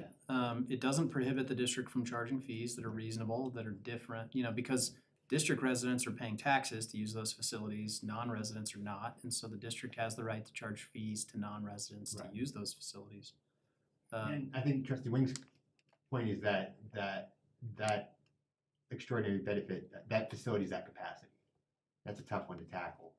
What happens when a pool is at capacity and you want public access? You were using the golf course as an example, but I think it's the same. That's an interesting question that I think we'll have to look into. I can think of a very recent example for a facility that is not open yet, that is specifically posted as not open to the public. That I just identified a week ago. So that's something we need to look into, whether or not there's some special situation that would allow them to do that. It's for a facility that's not open yet, not open to district residents or the public, but that their public information is already saying that it will not be open to the public. So if the district paid for it, I don't think that under state law that's legal. But that's something Aaron and I need to dive into. But Well, just because it's public doesn't mean it's free. it doesn't have to be free. Correct. In just the same way that our rec center is not Doesn't free, mean it's even though the taxpayers usable by are all the public. paying for the debt service. And like when we have, if the swim lessons are full, the swim lessons are full. You don't have a right as a member of the public to demand that you be included in a program at the rec center. When it's full, it's full. And so that, part of that is just management of those facilities. But if it's open and available to the public, but it's tough to get a tea time, you might have to wait 3 weeks, might have to be on an off day. You know, is that open to the public under the law? I think it probably is. I'm not a lawyer, so I'm not gonna litigate that here tonight, but I mean, that's what, then the question is, are we gonna litigate that, right? Does that then mean that we need to take some, you know, legal action to demand or to demonstrate that that is not open to the public if it doesn't happen to be at times or prices that we think are reasonable or fair? At that point, I don't know what else you do other than try to litigate it, and I don't know under what statutes you do that. I don't know what that legal process might look like, but I mean, that's, you know, the town doesn't have a right to come in and just say, hey, we don't think this is fair, you have to change this.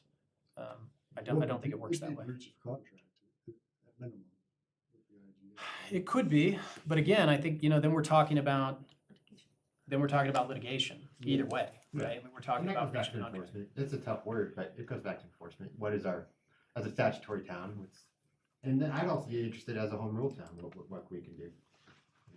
Shoot, a lot more, that might be worth a switch. In most cases, we're probably talking about some kind of litigation.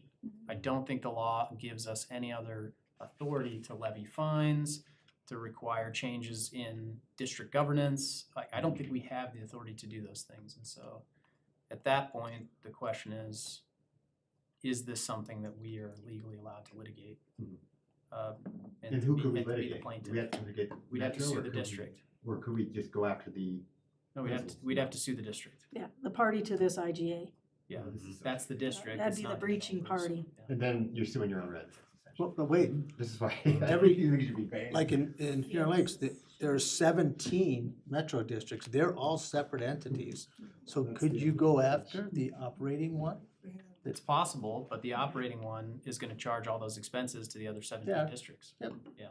So you're still suing your own residents.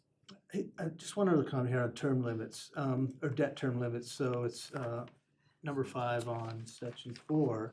No more than 40 years for the levy and collection used for the service, unless a majority of the board of directors of the district imposing the mill levy are residents, which the developers are, of the district, and have voted in favor of refunding.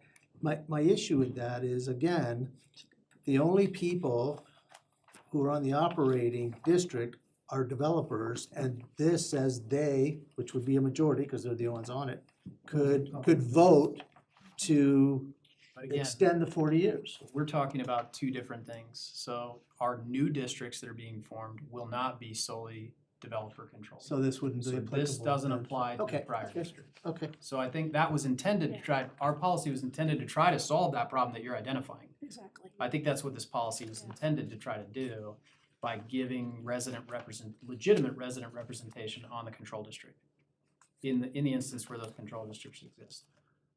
And there are some districts where a neighborhood is small enough where it's a single district, there is no control district. Heritage Ridge is a good example. There is one district. There is no control district. It is only one district. It is all controlled by residents at this point. And if those folks want to impose an additional bond on themselves, more power to them. That's what the district allows them to do. Is there a control district policy in our current service agreement written correctly? Because it sounded like you said there's possibly some loopholes. When the attorney for Ludlow was here, he said that there was something that he had to do based on how our code is written. That he was able to do something with it to do the president has to be a resident, or I don't know, that's just. I'm sure, and maybe it's just the jaded part of me that believes that there's probably a loophole. I'm not sure I could specifically identify one, but I'm not stupid enough to think that creative people will come up with Well, creative solutions. And I don't think his issue was there's a loophole. I think his point was that that's always gonna be the case. That president is always gonna be a resident of the district. So, you know, we went to pains to put that in there, and I think his point was, that's always gonna be met. So, So we don't need to really address that point then? It's hard to disqualify someone who's a legal property owner from serving as an eligible elector under state law. And then the town has to decide if by the very nature of the fact that you're associated with the developer, you might not even be legally part of the development team. Maybe you're the developer's wife. You have nothing to do with the LLC, but you own a piece of property in the district. Now, does the town have the right to disqualify you as an elector, even if you meet all the statutory requirements to be an eligible elector in the district? That would be good to look at. That is probably not gonna happen. So you can't say anything like you have to have an arm's length deal according to the deal, because you can't do certain real estate transactions if, like I can't sell my brother my house for $1 because I'm gonna be going into bankruptcy because he's not more than an arm's length from the deal. It's a conflict of interest of some sort. I think we can dive in and see if there are unique situations where that might be applicable. I don't know the answer to that question, and that's When the probably developer's something. living in the property, in the neighborhood. I mean, if there are legitimately developers that live in the subdivisions that they're building. Mhm. And so should they not be allowed to participate in as an elected representative in the subdivision in which they live? They're That's a elected. great question. I don't know the legal answer to that. Yeah, I mean, we did wrap that disqualifier in to Okay. our control district board, makeup of the board, right? And it says the board president of both the control district and any related resident district shall be an individual who is an eligible elector of both the control district and the resident district, and who is not employed by an owner or principal of, or otherwise affiliated with the developer proponent of the service plan, and who resides within the boundaries of the control district or the residential district. So, I mean, we carefully drafted something to eliminate that affiliation factor. And I guess all I'm saying is if they meet all the legal requirements of an eligible elector, including those outlined in their IGA and in the service plan, then we won't be disqualifying them from serving, even if and without, I guess, maybe litigating how this is applied. But I think this gives us enough tools to then say, hey, look, the vice president of the development company who lives in the subdivision cannot be the president of that control district. I think that's clear enough in the policy. So I think at some point, though, if that's being abused, we need a pathway for abuse. And at that point, it is litigating under our intergovernmental agreement. Okay. And I don't think in some of these cases we should be scared to say the L word. And it might be our own residents, but at the end, it might teach the next guy down the road not to. And I do think, there's probably some provisions in the old IGAs that exist between the town and the districts. Maybe there are. Every one of those was unique. Most of those districts were formed 10 plus years ago. I think there's only been 3 districts formed since I started here in 7 years. So most of the districts that exist were formed more than 7 years ago. I think Heron Lakes doubled their amount in the last 7 years. So Heron Lakes they did had a base amend- amount and then They did amend their service plan. They asked for an increased debt authorization that the town board approved. But new districts, Rose Farm and Legacy Park are the only 2 I can think of, and then the Heron Lakes amendment. Let me ask your opinion on this. And I wonder if it finds its way into this document. So there are developers that have over 100 conflict of interest with metro districts. And what they do in ours, and since the developers control the votes on the board, they put it as a consent item. So they won't disclose what the conflict of interest is in a board meeting. They will only have it as a consent item. And since they control the votes, nobody else can say, well, we want that to be disclosed. Do you guys think No. they should disclose the So you're conflict of saying interest? It's not even in the packet? No, It no, says no, conflict? And when I personally ask, That's not good. they send me down a rabbit hole and they won't say what the conflict of interests are. I think a reasonable person would say that's ridiculous. I would agree with So that. I can don't think can that find is its way into is this, where intended it in a actually has to trans- be disclosed, not, You can't Yeah. just say, I mean, I- disclose.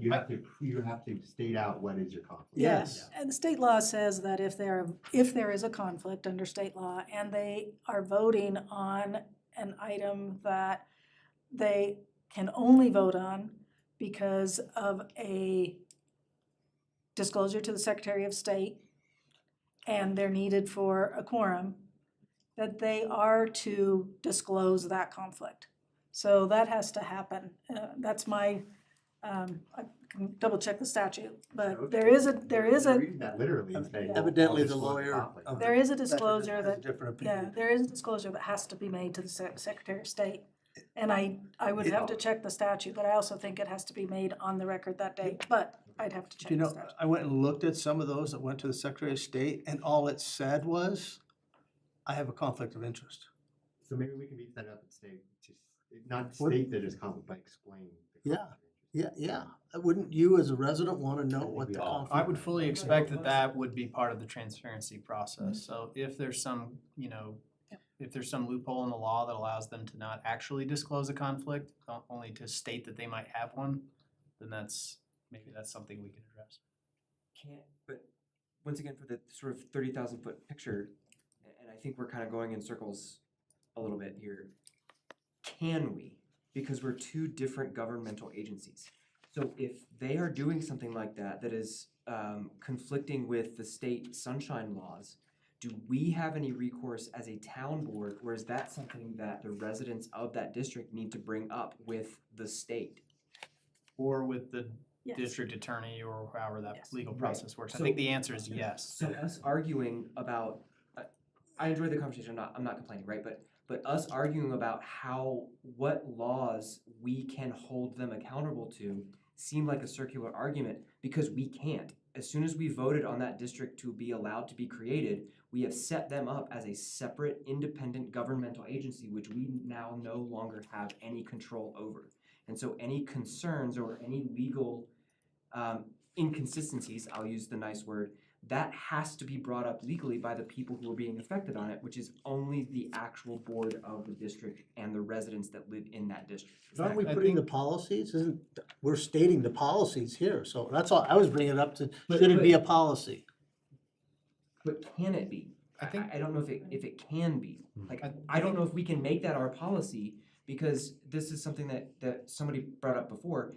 If we make it our policy, we have no teeth to uphold that policy because we can't. We can say, hey, well, you shouldn't be unethical and do this kind of a thing, but we are not the ones in control of making sure that they are not unethical. So that might just Correct. be, I think it's appropriate, that might be the driving issue tonight, is what's our enforcement ability.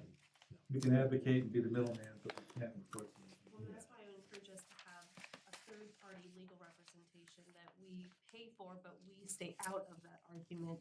We just provide that to those residents with their own funding, so that they can argue with the state or go back and forth or be given counsel on what they can do. Right. It won't be from us, it would be, here's the state statute, you should be required to provide, full disclosure of your consent agendas. And I agree with that concept, but I don't know if I want to take that money from them, so then we have to pay for their representation. If there is a way to that we could set up the agreement to say, I think someone said escrow a minute ago, right? If we could say, hey, a portion of this money has to be set aside. We're not gonna touch it because it's not ours, but it has to be set aside. If you want us to vote on this agreement, this percentage of the levy money has to be set aside. You can't spend this except on legal representatives or any of these other things that we may or may not agree with. That is a requirement for us passing this, Yeah.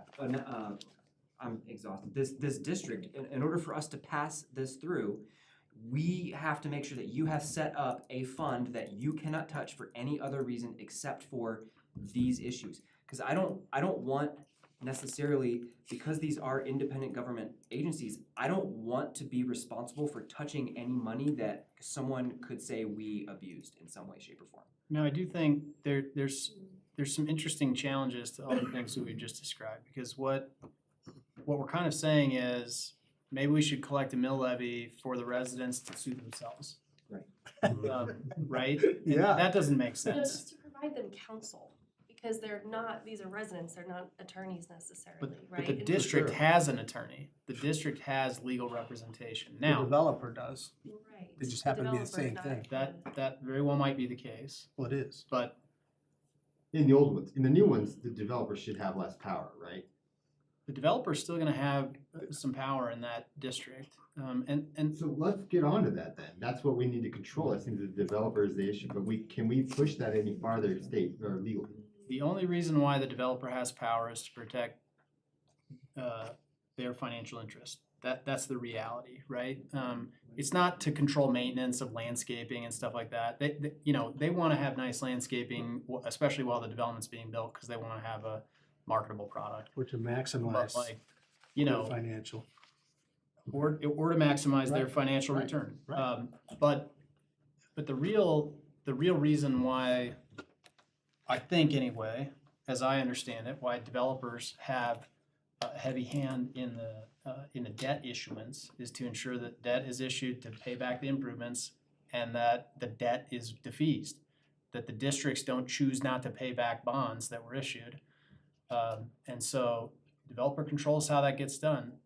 There were, previously, there are a lot of, everybody read but lots of folks read the Denver Post series of exposés and all that, and ways in which junior debt issued by developers and other things was manipulated. I think a lot of those loopholes have been closed in statute and in our policy. But it doesn't mean that residents have sole control over how those districts are funded and operated.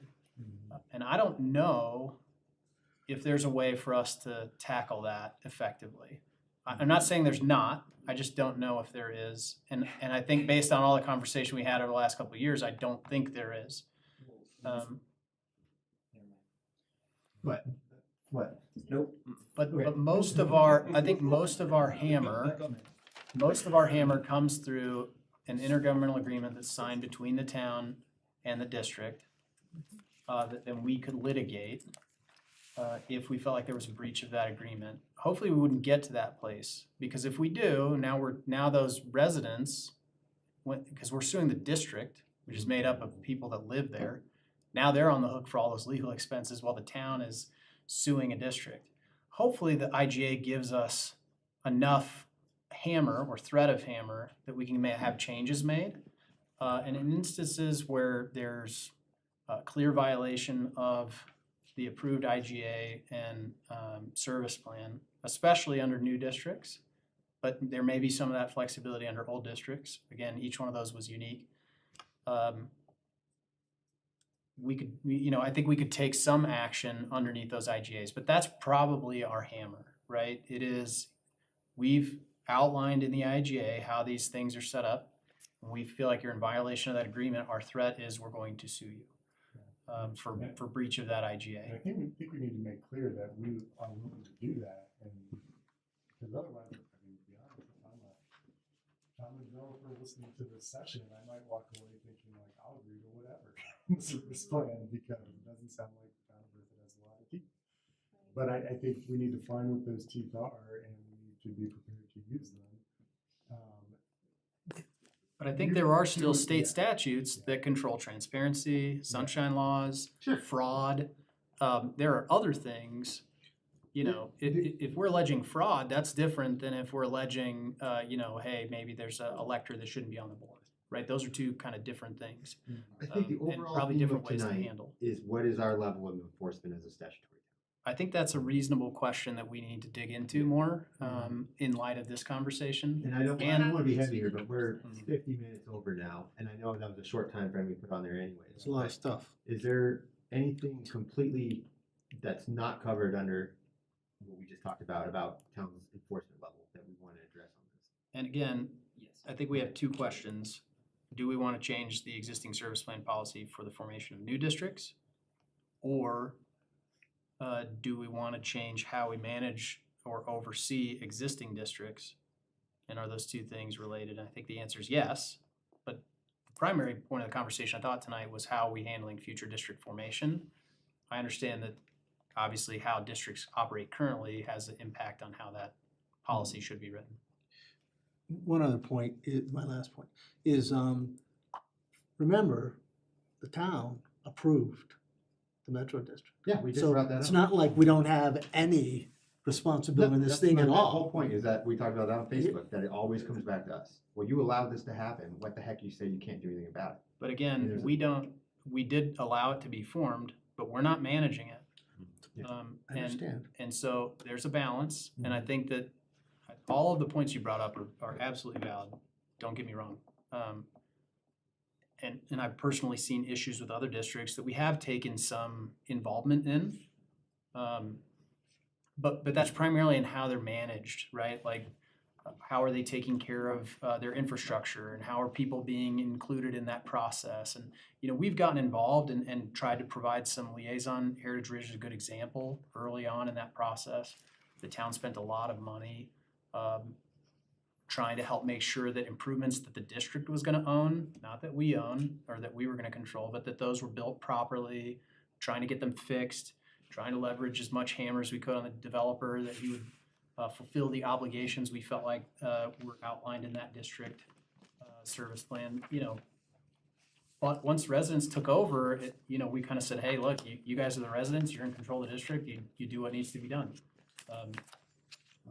Yeah. Is it I'm just thinking about we're suing our own residents. Can we arbitrate our own residents? Like, is that a clause in there? No. do that. Yeah, I don't wanna do that. You don't want to do that? Okay. yeah, I mean, Yeah. Do you mind if I? you don't want to have to sue anybody, but Take a 5-minute break?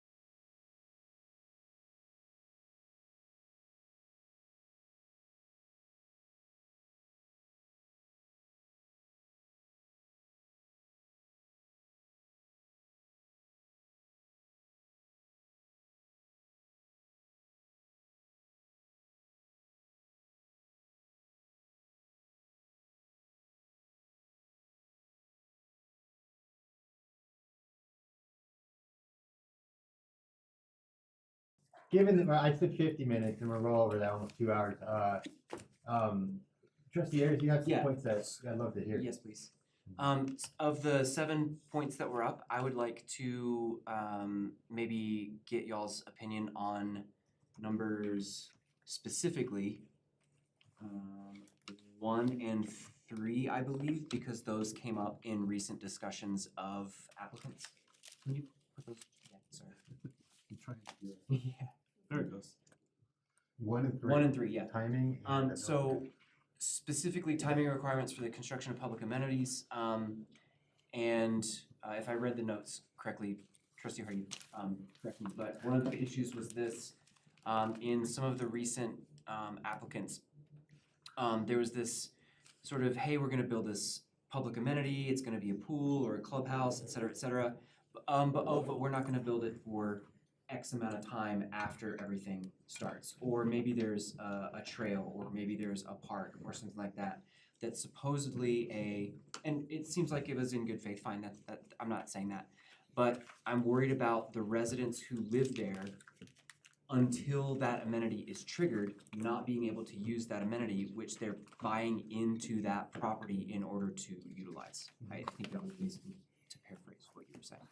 Yeah, because they're bonding out, they're taking the bond out, and they're getting the money. So my feeling is, and I know on the previous board, the feeling was, why should the residents have to pay for something that doesn't exist? So they need to build it sooner than later. So that was a concern, was that they're building these things too many phases down the line. I think it's important to remember that bonds aren't always issued. I think we assume that bonds are issued before houses are built. That it doesn't work that way because there's no assessed value to guarantee the repayment of the bonds. And so now the developer lends money to the district. That's typically how that works, as I understand it. So the developer is fronting the capital, build improvements. They're entering into an agreement with the district to be paid back. There are some limitations on what that interest rate can be. But the developer is effectively loaning the district money. And then the district, once there's enough assessed value, can issue bonds to pay the developer back. Or can just fund that debt service back to the developer. Well, I guess. But there isn't just like district, bond money available on day one to build improvements. And so the more improvements that you impose early on a district, the more of those improvements are gonna be funded by the developer. They're gonna ultimately be repaid in the future by the taxpayer. Now, what that does is create some weird financing structures, I think, for how that all gets dealt with. There's also a practical limitation, like you don't wanna build a pool when there's no residents, right? That doesn't make any sense. And so, you don't wanna do that until there's some critical mass to kind of justify that improvement. We deal with that typically via the development agreement process. So when a development is approved, and they come in for a final plat, they are obligated to sign a development agreement that says for this entire final plat, so, Legacy Park will be a good example, right? They have a prelim plat, they're gonna final plat that whole stretch, and they're gonna break that into phases that'll be agreed upon during the development agreement. And that also determines when they're allowed or when they're required to build improvements. And the hammer is, if they don't build those improvements, they don't get to move on to the next phase. And so, there's timing, there are significant, if you don't allow a developer to continue to build houses or sell lots for houses to be built, there are significant financial penalties for them indirectly as associated with that. But there are abilities within that development agreement to stipulate when those improvements get built and what happens if they don't build those improvements. There's also surety posted by the developer under the development agreement, like an insurance policy that says if these improvements are not built under the right conditions, we can take that surety and build them ourselves. We can take their insurance policy that they paid for and build it ourselves as the town. So, in most cases, we're protected from them, in really nearly all cases, we're protected from them promising something and never building it. Okay. But, when the timing is appropriate is negotiated as part of the development agreement. Okay, So you guys in that negotiation phase, so pick on Legacy Park, but there was the sort of huge swath of houses down the east side, and then the community center was basically the south end of the long. Is it Legacy Park? Is that the name Legacy of the Park park? is the name of the park. So in your discussions with them for the final plating, you guys would make sure that they're not going to make phases basically go in a spiral so that the amenity, that community center would be 1 phase, 2 phase, 3 phase, 4 phase, 5, 6, 7, 8, 9. Oh, we're there now 7 years later because we finally got to that plat. You guys will handle that. We would not discussion. allow them to make that amenity the last thing that's built. And we may allow them to do it a third of the way or halfway into that development, depending on what we think is reasonable, that they can justify, that we can justify. Farmstead is a good example. Their phase two, they're filing two, their final plat for everything that's getting built now between kind of what exists and County Line Road has a large amenity in the middle of it. We required them to make that phase two of that project. So their first phase is like 120 lots. We're allowing them to move forward with those prior to the construction of that pool. But there is timing associated with when that phase two has to occur, and if it isn't, then they have to start on those amenities anyway. And because there's existing residents already there, right? So we're not gonna let them just push that years and years down the road. The same is true like in Legacy Park. So we haven't negotiated a development agreement with them yet. We've already talked about kind of what our expectations are. Typically, we want phases to be kind of standalone. They have park amenities, they have neighborhood identity amenities, all the things that we can kind of reasonably include within a phase. And then larger community-wide amenities like a big pool and community center. Okay, if that's a $24 million amenity, let's say, you know, that's probably not justified with 100 lots, right? And so then the question is, when does that make sense? Is it 400 lots? Is it 250 lots? And that's a kind of a back and forth with them to try and ensure that they don't push it too far down the road. We would never allow them to do that last. If So that if makes there's, sense. so just to double check, so if they have, to keep round numbers, if they have 100 houses in phase two and they have to build that amenity in phase two, they can't build 99 homes and say, oh, sorry, we're not done with that phase yet, we don't have to put the amenity in. You guys have set a time frame where if you only build 75 homes, you still have to start construction of that amenity because it's in phase two. Yeah, yes and no. So it kind of depends, you know, each provision's different, but the way I would typically see something like that working is each phase cannot go into warranty. It cannot be complete until all of the public improvements required for that phase are done.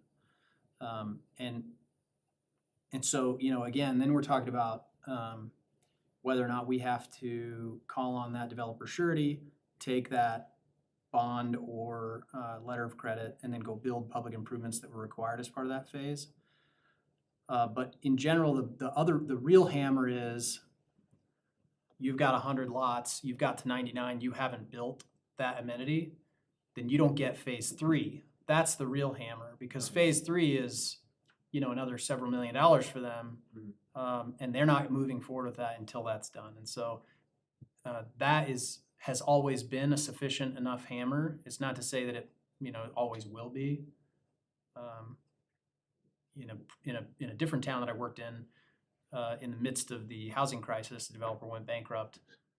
A bunch of the improvements didn't get finished. And we had to spend 2 years fighting with the insurance company that provided the bond that guaranteed those improvements, but we finally got the money and we finished them ourselves. And that can be a really painful process, but there are provisions in place to allow us to do that. And our development agreements are structured similarly. As far as number 3 goes, this is interesting to me because it deals with the conversation of, I think the statements from the developer were basically, if you don't allow us to build this number of houses, we can't afford to build the infrastructure that we are required to build. I believe I'm thinking of a specific conversation that we had with one of the developers. And so number 3 is interesting to me because if we allowed them to collect a higher mill levy, that might be a incentive to build the infrastructure that they're required in a higher density build, but cover or recover some of the costs, some of the profit lost from not building as many homes, which might be a source of better compromise on density of homes.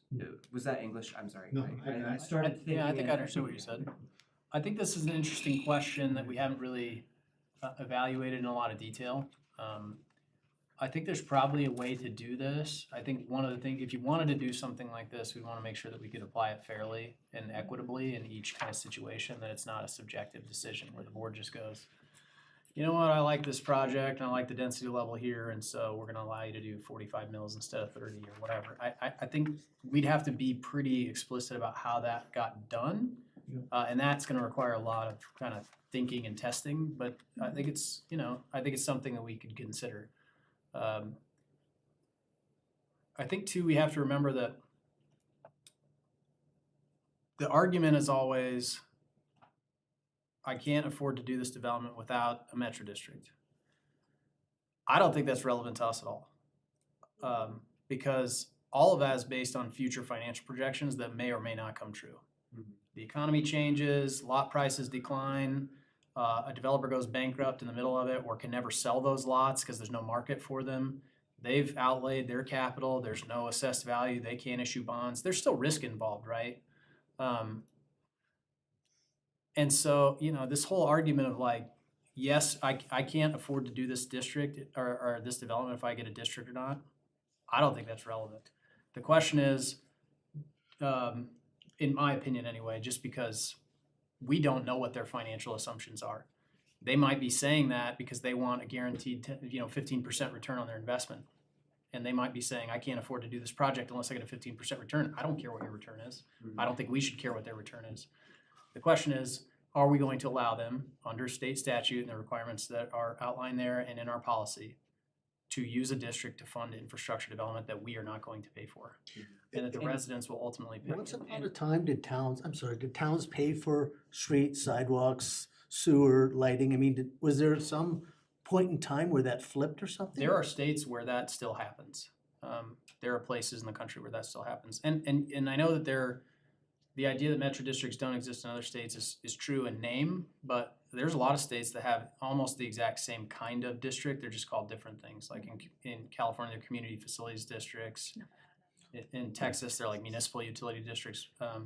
So there's similar financing structures in lots of states. Where the tax base of the whole town pays for this new neighborhood. But there are places where towns would fund infrastructure. That used to be a thing. I don't know that it is anymore. Maybe it is still in parts of the country. Our old community development director worked in places in the country where they were still paying for infrastructure for development. And in Texas even, there are economic development corporations that build infrastructure for development. That are tax funded. Leverage mill levies? With negotiations? I think there could be. I think we just need to, all I'm saying is I think we need to evaluate that in a little more detail. It's an interesting question. It will have unintended consequences. And it'll definitely have unintended consequences. And I just, initially disagree with the assumption that that needs to be a policy that's across the board, because I do think we have a small community with limited developable land, and the projects I think should be more specific. So if we have a developer that presents a great product with less density, maybe we could negotiate mill levy, but it doesn't mean that another developer is going to produce a good product with less density and they shouldn't receive the same benefit.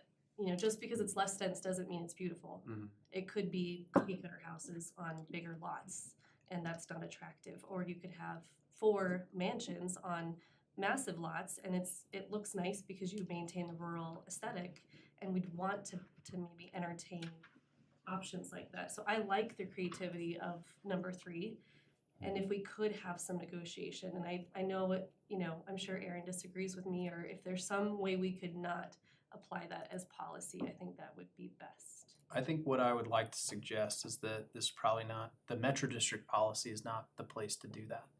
That if you want to incentivize certain kinds of development, that there are other better ways to do that, through the development code, for instance. You know, look, if somebody's gonna build large lot estate subdivisions and you wanna say, hey, we're gonna allow a much lower standard of infrastructure, no curb and gutter, you know, no sidewalks, or maybe only crush refined trails, things that are significantly less expensive, and you're doing that in exchange for less density, and it turns out to be a beautiful product, you could do things like that. I think there's other ways to incentivize the kind of development that you want through the development code instead of in a Metro District service plan. That's my sense of it, is I think there's better ways to do It it. just seems like we get a presentation come in, they max out the number of houses, they max out the number of mills they want, and they go, this is what we want. And it's just like, you're asking for the max on everything. But remember, the way this policy is written, you've already approved their development plan prior to a service plan being submitted. So it's not the right time to then go back and say, hey, we've already approved your neighborhood master plan and we like the plan as developed. Now let's negotiate your neighborhood master plan with the service plan, right? So I think that's the other I issue mean, some here. of these things came up before we had our current service plan too. That's true. Because it used to be that districts were being formed prior to developments being approved, and that was a problem. I mean, to me, that was a real serious issue. That was my number one we need to fix as part of this policy. And so we don't have that problem anymore. Now you already approved the development, then they come in and ask for the financial tool to help fund the infrastructure. Trustee Kurtz? Yeah, I was just gonna say, but isn't it, and I'm not even saying this is bad, but it's probably true. I know that's not our time to consider it, but the developer is probably considering both in tandem, right? Like they know the requirements of neighborhood master plan. They might have an idea of what we're going to like in terms of amenities. And then they're going to also be running project finance models alongside of that with various mill scenarios. And optimization isn't the right word, but you know, they're seeking to a product, an offering, I guess I would say. And so they probably know what they're gonna come in at for the service plan when they submit the master plan, I guess. Sophisticated developers are doing that in parallel, Yeah, but they're also making decisions about the district based on what we're requiring of them. And so it isn't like, I think you're 100% right. There are developers that are not that sophisticated. yeah. There are developers that came in, had their neighborhood master plan approved, and then came in and said, hey, I think we're gonna need a district because we can't afford to build this. So they did not do all that work in parallel. There are others who submitted their neighborhood master plans. They've been through multiple rounds of review. They've even been in front of the planning commission perhaps, and then they come in and say, hey, what would it take for us to get a service plan approved? And so they're not usually designing their project around a service plan. They're designing a service plan around a project, in my experience. It's not that the real sophisticated ones aren't thinking that way, Yeah. but it's not always the case. Why would a developer ever not do a metro district? It doesn't, I can't. Farmstead, we covered Farmstead, Arbor, there's several that do this for a marketing reason. Yeah, I think the reality is they do it because they feel like they can market a different product to a different buyer. And Farmstead they- people and they're- that knew that when they went into it. Yeah. Metro. And They actually put it in Harvest the makes a mill big deal metro district. on They the do. other side of Berthoud Parkway. It's like in all the advertisements. But it doesn't mean it's That makes sense. It But I- doesn't mean we'll have an HOA. actually, they all have HOAs. And so, you know, in a lot of cases, they're paying a couple hundred or several $100s a month for their HOA. And that's not tax deductible.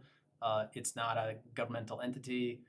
We all know HOAs, at least in my experience, 10, 20 years down the road, HOAs have real problems, They do. right? And so metro districts help solve some of that. And in neighborhoods where there are long-term infrastructure operation demands, a really good example is non-potable systems. Metro districts are a much better tool for managing those than an HOA. Because they're a quasi-governmental entity and they exist differently. And one problem with a drainage facility or some other piece of infrastructure that creates some sort of a tort liability for an HOA could bankrupt them. That's right. A metro district has got governmental immunity for those kinds of torts. So that's another strength for a metro district to be long-term and be there, you know, for the long-term maintenance of those kind of infrastructure. And so if you're paying a couple $100s a month to an HOA, you may be paying probably more, but, you know, depending on the value of your home, right? Because it's gonna be different in different neighborhoods based on property tax liabilities, but there's good reasons for metro districts to exist in some cases.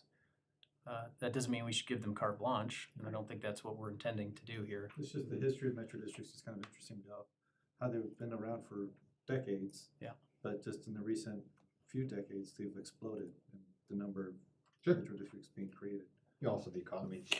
So we're 2 hours in now, over, trustee Ayers, I don't know if we addressed those. Yeah. But, okay, is there anything, I think we're gonna definitely need a round two on this. Which staff's gonna bring back. Can I just address one quick, it's just a comment. I think that there's 2 points here that are counterintuitive. I think requesting smaller density and requiring affordable housing is counterintuitive. From my experience with every product we've seen, if you're requiring affordable housing, it's going to be dense, it's going to be smaller, and it's gonna create that conflict with the less density. So I think those requirements do create issues, even though it's meant to solve a problem. I do think it's creating other issues with the overall product, and we could address that later on, but I think that needs to be switched up at some point. Again, I think that is a development code question, not a metro district question, because our code requires a mix of housing types, and it cannot be met without higher density, smaller lot development. That just practically, there's no way to meet our diversity standards without, you know, alley loaded product, which is gonna be denser, or townhomes, or paired homes. So that's a development code question, really. And I think that I would like to see that, us have that conversation. All right, well, staff's got some work, and we'll come back with a round two, right, with some. We'll, obviously, there was a lot of discussion about the legalities of our oversight and enforcement, so we'll dig into that, and Aaron and I will talk about, you know, where that line is appropriate, or where it exists, maybe is a better way to say that. Maybe beyond where we've taken it to this point. Yeah, how far can we go? Do we want to push it farther, and if we do, can we? Yeah. That's really the question that we're asking. The rest of these, you know, we'll provide some more in-depth feedback to you about these. I didn't hear anything that was like, don't waste time on this. And I didn't really hear a whole lot beyond kind of the oversight and enforcement conversation that needed to be added to this list. Is that fair to say? Yeah, because a lot of these were, that's one thing I'm glad about having this conversation, because it did address a lot of these 7 points that were in there. It's just, it's good to talk about them again, make sure they're solid, and that, is there room for improvement, sort of thing. So we'll dig into these. Okay. Trustee Wing, I know you have probably legitimate points on this stuff, so. Thanks. I know you will anyways, but I think reach out to the town administrator, only makes this stronger. Yeah, and I think you captured the vast majority of what I didn't have anything else. I think pretty much that was it. Awesome. All good? Yep. Awesome. Okay, so that's our only regular agenda item tonight. We'll go to, we're not taking action, right? This is an informative executive That's session. Okay. right. So we'll do reports next, and then for the public, we're gonna go into an executive session and adjourn from there. Under reports, we do have to set up some committees here. Quick, might help me out, I don't know if they're on here. Oh, they're on the cheat sheet. Certainly. Good evening, Mayor Karspeck and trustees. We have 2 vacancies on our volunteer committees, 1 vacancy on the Port Committee, as well as 1 vacancy on the Tree Advisory Committee. We have received a number of applications for both committees, 3 applications for each committee to fill 1 seat, so we do have quite a bit of interest. We will be looking at conducting virtual interviews on February the 10th, which is a Monday evening. And so we would need to establish our interview committees. Typically that consists of a staff member, the chair from the committee, as well as the board liaison for that committee. So for the Port Committee, of course, we have Trustee Ayers, and on the tree committee, we have Mayor Pro Tem Murphy. I'm happy to jump in if, unless, but if everyone else, absolutely. I can fill in, I should say that, but if anyone has an interest. No, liaison's got it. Okay, well, are we doing them same night? Are they Same back to night, that is correct. back? Okay, and then, so trustee I feel bad. I can help out, Trustee Ayers. What, Okay. yeah, will you send an email on it? Yes, I will send an Great. invite with the applications. Okay, and then I'll join up with, Mayor Pro Tem. Sounds perfect. So February 3rd, you don't know the times yet? 6th? February 10th. 10th, I will be looking to start about 6 p.m. What day of the week is that? Monday.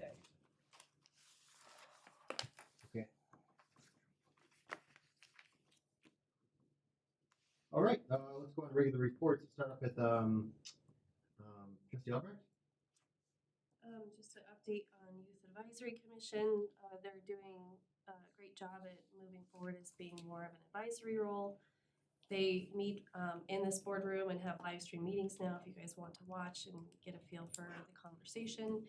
It's neat to see them interact in that way, and they're right now discussing hosting a regional Youth Advisory Commission meeting with other local youth advisory committees so that they can get ideas, have some speakers, just kind of have a mini networking for the youth and have that kind of collaboration. So it's kind of a neat first thing. And Amanda and Steve with town are doing a great job of helping them get that launched. And then the last meeting that they had, I actually had an injury before that, so I couldn't attend, but I had a prompt for them. And so Amanda asked them if they could define to them what small town charm means. And so they didn't have any time to prepare, so all of their answers were very authentic and very funny. You should watch the last meeting, but they said some really cute things I wanted to capture for you guys because this was them just on the spot. So one of them said that they love that Birthed feels like a Hallmark movie, especially at Christmas. They love the amount of parades, and it's for all interest levels. They love the open space. They would love to limit cookie cutter houses. And one of them was saying that they thought that was an issue, which I thought was interesting. Another one mentioned that taking care of our small businesses and not having chains was important. They want to see continued events that are specific to youth, and they talked all about the amazing things that the rec team is doing and how different it is compared to when they were younger. So they had major kudos for staff on that. They said that they're excited about things that are unique to Berthoud that are being expanded, like the train history and the Sunoco building. They like the bike park and the Skatapalooza events. The elements that only that are Berthoud specific, and they didn't get into some of those details, but they were talking about like some of our downtown areas like Nickel Park. And then seeing familiar people around town everywhere you go. One of them talked about how she kept getting in trouble because there were moms on all the corners that knew who she was, so she couldn't get away with anything. And then the ability to have input on town decisions. One of them mentioned how like the pickleball conversation was interesting, that if people get riled up, they could still make a difference and have a say and make change. So that was neat. And then just how easy it is to get to everything. And I thought that was neat too, that they could get all over town on their own without assistance. And so I thought that was good. So I just wanted to share those quick Those are updates great. with them. They're doing a good Appreciate job. that. Cool. On YouTube. We have a YML, the Youth Municipal League. Yeah, yeah, that's awesome. A regional conference. That's all I got. Cool. Jump Deers? I wanted to give a thank you to the streets department as always with the snow over the past couple weeks. It's really refreshing. That's Mary's Farm. That's awesome. I gotta complain to Mary's Farm. Yeah, there's some background behind that, but yeah, thank you. Well, That's especially a good compliment for well, staff. so Mary's Farm, as we talked about previously, there's trees everywhere and the snow doesn't melt as fast. So the fact that it was, I Pushed enjoyed, around. yeah, it was being pushed around, but the main streets especially, right? They get out there really quickly, everything's good. So nice job. Thank you. I didn't have a chance to drive by the new signs, but the pictures looked really good. Thanks for pushing that forward. And it sounds like we got dispensation to put up big signs as opposed to not big signs. We did. Okay. So I think that adds kind of to the charm. It's a little bit unique. They're hand painted. That's, I mean, how often do you get something like that? So that's good. I got a letter, this is a question. So I got a letter from a concerned citizen about short-term rentals, and they were complaining, maybe not the correct word, but that they are just within the 200-foot boundary. And if I remember correctly, there is a way to ask for dispensation under the code, or no? Is that something that we just discussed and didn't actually put in? I think we suggested that there be, but there is not. I don't believe. I'll have to go back and double check, but I believe that was something that did not get included. I think it's a hard line. I mean, that's, Planner Hillenbrand, Manager Hillenbrand brought up, that's the one thing that could be addressed is that stone seed area, just expanding it a bit. That's the biggest challenge we've had with STR applications. Yeah, so I mean, I would be okay with having that conversation if everyone is. Yeah, I definitely want to entertain people who are not perfectly within the code, but they would be a good person to have. Right. And especially if I remember from I understand it's kind of obnoxious to make policy, then change policy, then change policy again. But it seemed like one of the things that we did by setting the policy was to say, okay, here's the policy. What actual problems are we going to come up against? And it doesn't seem like there are so many applicants that having a discussion is going to affect another large influx of applications, if that makes sense. Cool. All right, thank you. And you've answered this question before in a meeting about something, and I can't remember what it was, but who is responsible for making sure that construction sites are tidy? We are. We have a construction site maintenance ordinance. We have multiple inspectors that are typically out on site, and they'll flag issues for our code enforcement to follow up on. Okay. If it's something easy, they just call the builder or the developer directly, and usually it gets cleaned up.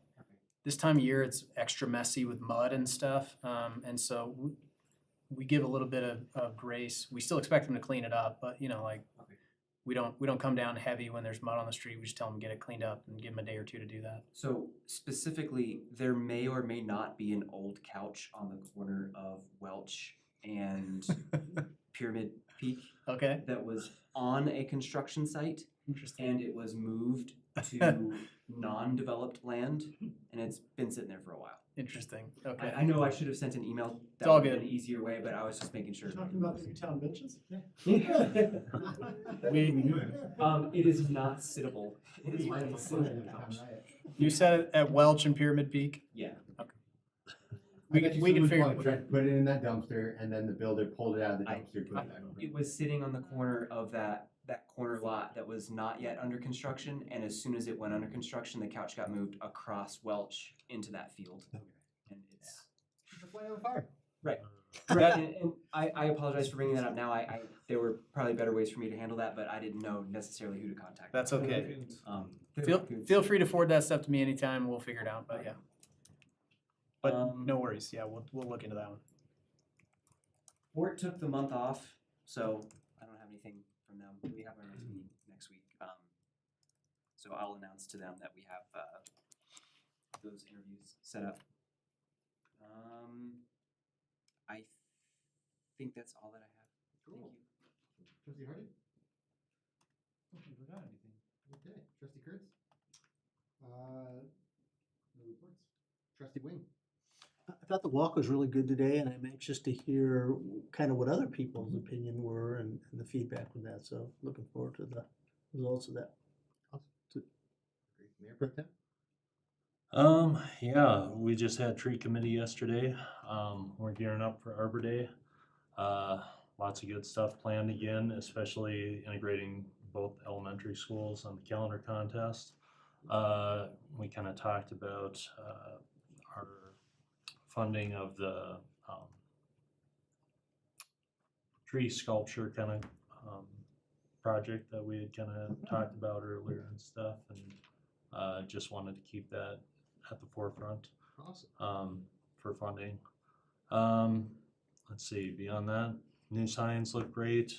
I want to say, Trustee Albrecht, I'd love to hear more, feedback from the Youth Advisory Committee and stuff, like just having that little bit is helpful at the meeting, so. Yeah, like, and if you guys have ideas on how, because I get they have a short amount of time that have their meeting, Mhm. so we have about an hour and a half. And so if there's a way, I don't know if staff could do this, but to kind of summarize what we're discussing and they could have prepared feedback would be kind of nice. Even if it's just short comments, it's nice to hear the way the youth perceive things. But so if you guys have any ideas on how we could kind of put in a nutshell for them all of the things that we're voting on and working through so that they could have input, that would be helpful for me to present to them.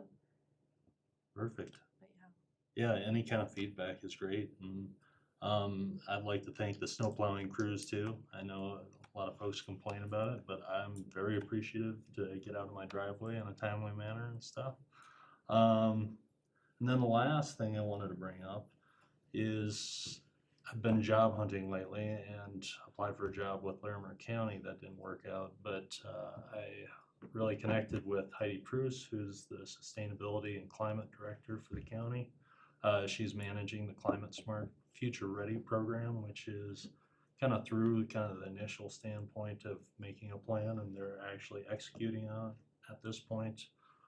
Estes Park is doing their plan right now. Apparently Loveland just started, and I was invited to be on the exec team.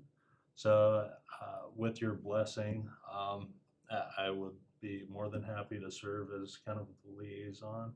The position is just kind of basically talking between the communities and the leaders, not only in the industry and commercial, but kind of the leaders in the communities around here. So I'd be happy to share any of our news with them or vice versa if anyone has any issues with that, or I just think it's an incredible opportunity for us too, Sean, so I Okay. appreciate it. I don't have any problem with it.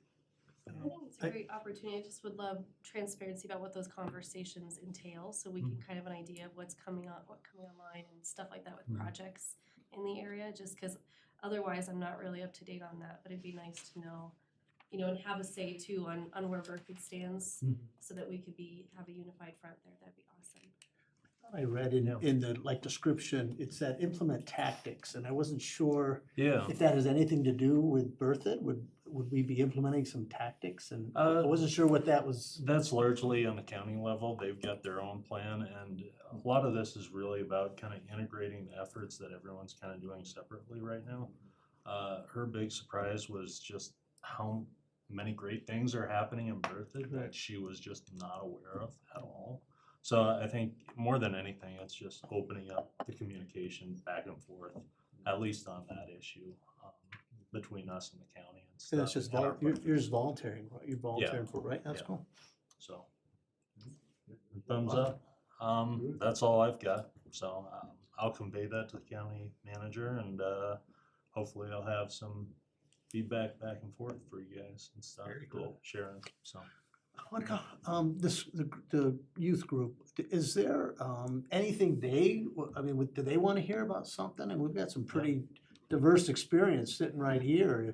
If there's a subject they'd like, I'd be willing to come and speak to them if something business related or leadership related or whatever. So well, I think stew on some of those opportunities, and maybe they could have speakers at this conference that's coming up too, that Berkeley's going to be hosting. That could be a neat opportunity. I think it's mostly this is the shift in gears for them, because previously they were putting on youth-oriented events in town, and now they're like, town's doing such a great job with youth activities. We need to shift focus and have more of a say on what some of the bigger things are that are going on that the youth have perspective on. So I think just trying to find a way to bridge that is going to be helpful. So can I say as well that the liaison that's on the port committee, that feedback is incredibly useful to the port committee members because Awesome. when, especially Awesome. parks and amenities come up for discussion, we have someone in the room that's representing the Youth Advisory Commission,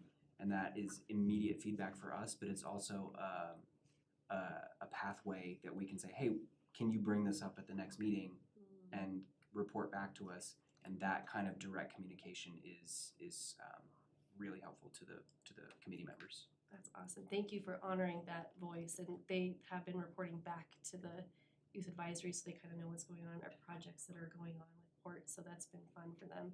And I don't know if other ones have taken spots on tree or historic preservation yet, but I did throw it out to them that that would be good. Have you guys No, heard anything yet? we're open to it, so, look forward to Yeah, one of the I think that members would be showing good. up. Maybe I can Yep. help nudge specific ones towards you guys and have them pair up with you too in Absolutely. those meetings, because they're learning a lot about how we operate in those settings too, which is great. Cool. Let's see here. Upcoming from the town, well, the MPO is having a call for projects vote, and this is for transportation alternatives. So this covers grant funding for things other than vehicles or streets, essentially. The controversy in here lies with Fort Collins and Loveland are being kind of highlighted as a project to fund for rail planning, station planning location, and they're asking for $500,000. The Weld communities are, I can tell, pretty opposed. I've talked to the chair of the MPO, and I don't know where I stand, so I would love to get your guys' input, and maybe not tonight, but if you have any thoughts on this. One, they are our neighbors, and it would be unconventional to kind of deny them because we're not receiving anything. On the other hand, it's a very speculative thing to do, to apply for grant funding for something that's going to be on the ballot in the future. So it's not a sure project. So they're asking for money to find a station, even though there's not even a funding mechanism for the rail yet. So all this could be going for naught. So I think my intuition is my thinking right now is to not support that.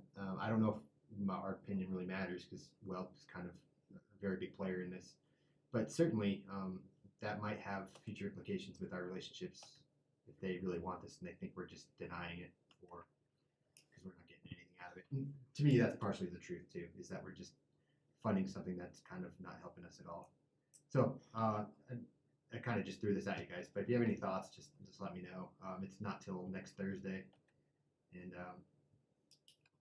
the other things were had a great mayor summit last Thursday and Friday, or sorry, Wednesday and Thursday. A huge attendance, just like the one I went to 2 years ago. So I really got good, diverse perspectives from really big communities down to one smaller than us. I took some notes, and ultimately, I just once again just thank you guys that we're in such a good relationship position after hearing almost every other mayor. Oh God, I'm just so thankful. And just relationships with staff and how you work with your city manager, your town administrator. I'm just so thankful we have Chris and Attorney Smith. It's just these are just so easy to contact these people, where in other communities it just seems so regimented and also the improvements that the clerk suggested for our agenda going forward, him and I talked about, is actually what the CML attorney was bringing up at the end of last week. So this is perfect, about have a script for future public hearings. And this is exactly what we talked about. I almost felt like he was listening in on us. But so there is a script that I'll be reading for folks that come up that Christian and I think Attorney Smith worked on. And it'll just basically say, we want your public comment unless it's for a future public hearing. And in that case, please speak up at that future public hearing. And I didn't read it tonight because I didn't see anyone in the public comment. But I do appreciate that, and I think that's right in line with CML. I took some other notes. I think, but overall, I think we're doing a great job as far as us compared to other communities. So that was, I'll share those notes out, but really they were all in line with what I just said. Finally, I went to the Sheriff's Office annual, this is my first time, so awesome, the annual award ceremony for our Sheriff's Office. And boy, oh boy, my God, the amount, not the amount of awards, but what each award meant, the significance of what each officer did to get an award was just, so I couldn't be more thankful we have you, Chief, and Lamar County Sheriff's Office as a whole. I know it's always a question of what, when or where, but I just look back and it's like, it's the amount of experience and size and funding you guys have and interest. It's just, I don't think we could beat it. So I'm really happy to have you. So congrats. I was waiting for a word for you, but it'll come. Nope, no words last night. I know. I won't bother. I stayed back in town to cover the streets. So Oh, did you? Oh, okay. Well, it was really well. So it was great. So that's all I have. Can I comment on the rail? Yes, please. And I know I'm not saying this to be contrary with you, because I think we have opposing viewpoints on this, but I respect your viewpoint. And I think for me personally, I would love to support our neighbors in getting stops, even though I don't agree with us getting a stop. I would love to support them because those stops will still benefit Berthoud citizens, because our citizens could drive to one of those rail stops and use them for commuting more easily than if it didn't exist at all.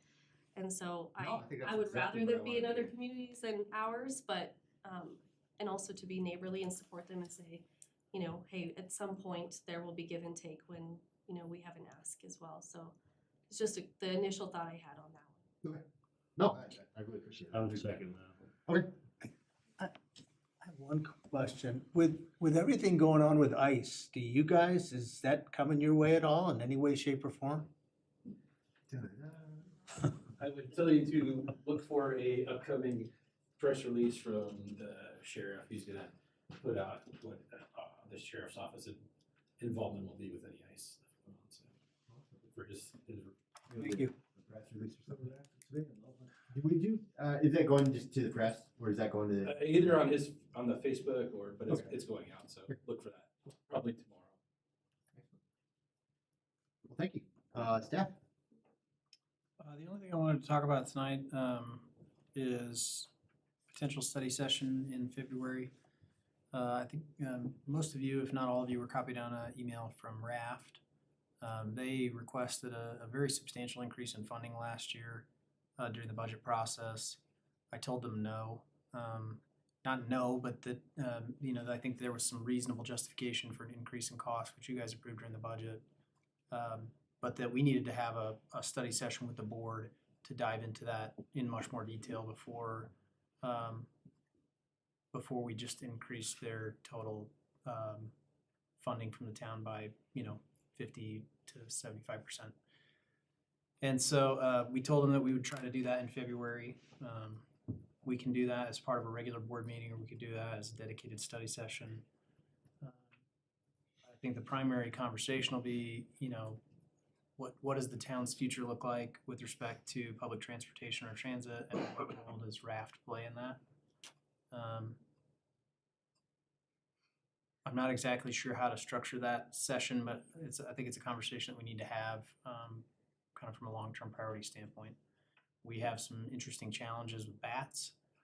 We have this microtransit grant that we received from the federal government, which we may or may not get now that there's been a freeze on grant funds. But I think what we'll likely want to do is review the transit assessment that was done a few years ago, and then just talk about broadly, what are the board's goals for the future of transportation in town.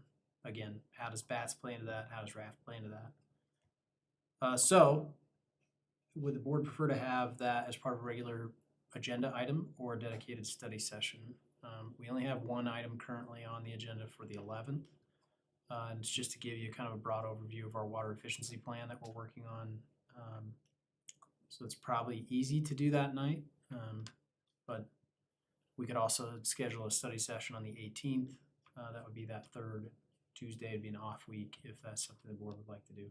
I'd vote for putting it just on the agenda. Works with me too. Okay. If that's the board's preference, that would be staff's preference as well. We'll schedule that for the 11th. That's it for me. Okay. Attorney Smith? I'll reserve it for the executive session. All right. Okay. Anything else just going on? Okay, that's great.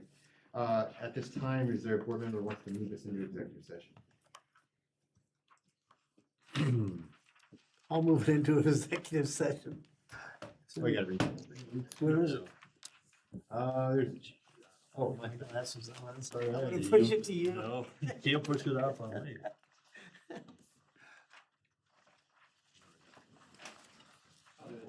Pursuant to CRS section 24-6-424B for a, nope, that's not right. Is that right? sounds like it. Yes. For a conference with the town attorney for the purpose of receiving legal advice on specific legal questions, and the following details are provided, potential litigation. Excellent, thank you. Is there a second? Trustee Ayers has moved, trustee Hardy has seconded. Clerk, please have a roll call vote.